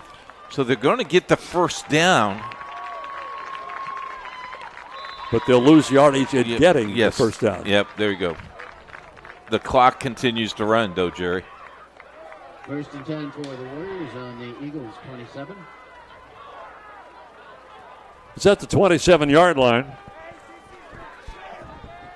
Heritage Christian defensively needs a takeaway in the most desperate fashion. But 3.5 minutes to go in this ball game. Handed off again to Michael Wilson, who circles left side and gets little if no game. Hey, never miss a game and watch it as many times as you like. Go to our YouTube page and subscribe. Get notifications about upcoming events. Go to YouTube, then Indiana SRN. So your first game with Indiana SRN been a pretty good experience. Sorry you had to work with me. Well, that was an issue that I talked about, and that's the reason I asked for special compensation. I'm sure you got it. Well, I got a cup of water. I'll make sure I sign your check tonight. No, it's been a blast. It's been a surprise. I don't know why, because nothing should surprise you in football anymore. Here's the pass caught out of the backfield by Trey Flatt. You know, I was looking at some of the games. You know, I try to every week look at them and kind of get a feel for what was weird or what was unique. There's nobody safe, with the exception of Center Grove. There's nobody safe when they take to the field. You're right. And Center Grove, unless somebody finds a way to stop that juggernaut, they can go ahead if they want to the IHSAA and engrave that trophy right now. They are very good. They are it's sensational, both through the air and on the ground. Great coach down there. And he had a false start. It's either a false start or somebody jumped right into the guard. Flags down. Looks like it is offsides against the Warriors. Yeah, it's going to be against Covenant Christian. And so we will back them up, and the clock will start on the snap because it's under 3 minutes. Yep. Look at the time. 1:57 left in the game. Last 3 times Covenant Christians had the football, they have scored. Wilson from 3 on a reception. Wilson from 9 on a run. And Wilson from 46 on a run. On the ground, down to the 25. Wilson on the carry. And again, it's Michael Wilson. Boy, this young man he's done a terrific job tonight. Wilson coming into the game.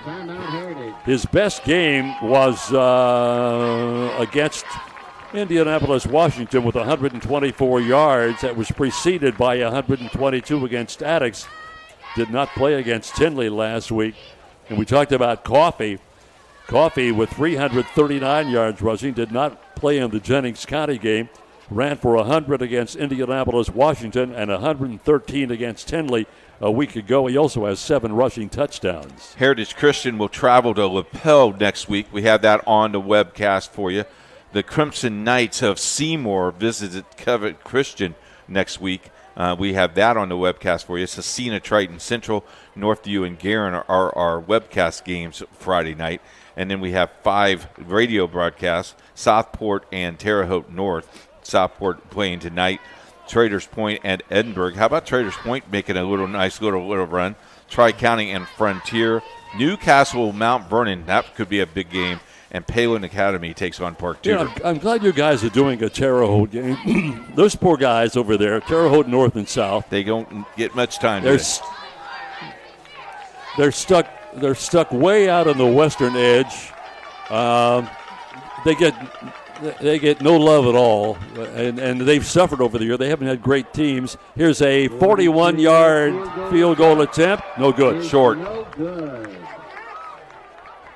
So Park Tudor wins tonight 40-6 over Oldenburg Academy. Congratulations to Park Tudor. They are now 4-0, Jerry. How about Southport beating Bloomington South with 2 minutes to go? I didn't catch the score. I'm sorry. 34-14. So Southport, that's homecoming down at Southport. You ever been to homecoming at Southport? They have the parade. I don't know if they did the parade and the Grand Marshal, but it's a big time. Bobby Leonard, back in the day when I officiated, Bobby Leonard was their Grand Marshal. Their Grand Marshal? And he said, boom, baby, to start the game. That sounds like slick. Yep. Well, here we go. 1:43 to go. And Heritage Christian will get the football. And they're going to try to pick up something, but they need it in a hurry. Knocked out of bounds at the 40-yard line. Brown on the This drive beginning back at the 20. First and 10 for the Eagles. So they will get a 40-yard line. first down. This is the 4th consecutive possession for Heritage Christian that they have started from their own 20-yard line. Hate to harp on field position, but they just haven't had any in this game tonight. They had one series that began in Covenant Christian territory. Over the middle pass is almost intercepted again. Adrian Terry, who leads the club in interceptions, was the guy on the area that almost picked it off. So it's 3rd down.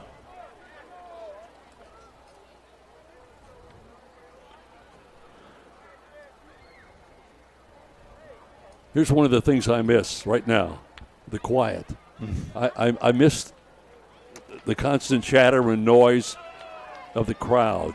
It's just, I don't care what you say, it has an impact. I don't know if the players realize it because they're so busy, but from a broadcast standpoint, here's the pass upfield. It is caught, but is he in bounds? Nope, out of bounds. Pretty good throw, pretty good catch. That was to Gary and Sharp, by the way. Minute 26 to go. Second and 10. Third and 10. Third and 10.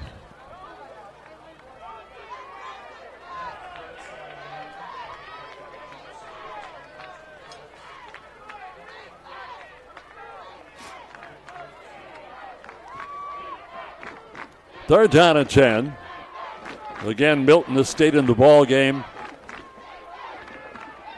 right from the get-go. Here's the pass. This time it is caught by Harrison Waltz, shy of the midfield stripe, about the 48-yard line. That'll still be short of the first down. You know, we talked about numbers and, you know, Covenant Christian having 35-plus players on a 1A team. They look very impressive. They have. I'm very impressed by what I've seen out of Covenant Christian. This is a good ball club. Not that I didn't think they were, but I didn't know if they could stack up against the 3A power, Heritage Christian. And they've literally, in my mind at least, Keith, won every aspect of the game. Defense, offense, special teams.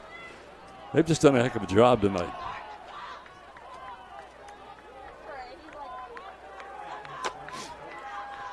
And it's going to be. Yep, they turned it over on downs. Yep. So it's going to be a knee, and could be it. Rough night for Heritage Christian. They've had 3 interceptions. They've had 1 punt. And now they turn the ball over on downs. Congratulations, and thank you to Andy Goodwin, Donnie Fishburne, Andy Gosso, Dave Piper, also Mike Horseman, Phil Kirk, Pat Robertson, Jordan Massey for all of their hospitality this week. And for all of our crew working the game tonight, out there running the cameras and things like that. Covenant Christian will go to 6-0. Heritage Christian will fall to 4-1. You know, this may not hurt Heritage Christian at all in the ranking, maybe drop them to 5th, but they're still an outstanding ball club. No, there's no question about that. It just seemed like, and I go back to what we talked about a couple of minutes ago. When you get off to a rough start and your first 2 possessions you're picked, it's an uphill climb. And that's exactly what happened tonight. So they let the clock run down as far as they can, take a snap, take a knee, and we'll get a final score of 36-21. At the end of the first quarter, Covenant Christian up 7-0. They led 17-7 at halftime, 23-14 after 3, and it looked like we had a good football game going. Then all of a sudden things went haywire for Heritage Christian, and Covenant Christian ends up winning it 36-21. Thank you very much for spending some time with me. Oh, it's been a pleasure tonight. Good to see you guys. Haven't seen you for a while, and anytime I can get to a high school football game, I'm there. Thanks to our crew and tell you what, a lot of football yet to play, but this Covenant Christian team is going to make some noise in 1A, folks. Well, again, I reiterate something else you and I touched on at the outset of our broadcast tonight. We are now going through 6 weeks of football, something I wasn't sure was going to happen. It has happened. So far, so good. Let's hope we can get through the next 3 weeks of regular season and get ourselves into the tournament. Yeah, that would be fun. That would be fun, and see where these 2 teams lie in 3 more weeks. Tournament, the drawing show, and with Heritage Christian being in 2A, Covenant Christian in 1A, we'll see where we're going to be. So that'll wrap things up from here. Covenant Christian 36-21, Heritage Christian in favor of Covenant Christian tonight. And our thanks to Keith Byers, Jerry Collins, the rest of our crew. I'm Jerry Baker. It's been a blast, and our congratulations going out to Covenant Christian as they go to 6-0 on the season. Heritage Christian falls to 4-1, and you guys got a busy schedule the rest of the week and tons of football games next Friday. Yep, tons of football games Friday and volleyball tomorrow at 12:30. So that'll take care of us. Keith, thank you very much. Jerry, thank you very much. There's your final score again, and we'll see you down the way on Indiana SRN.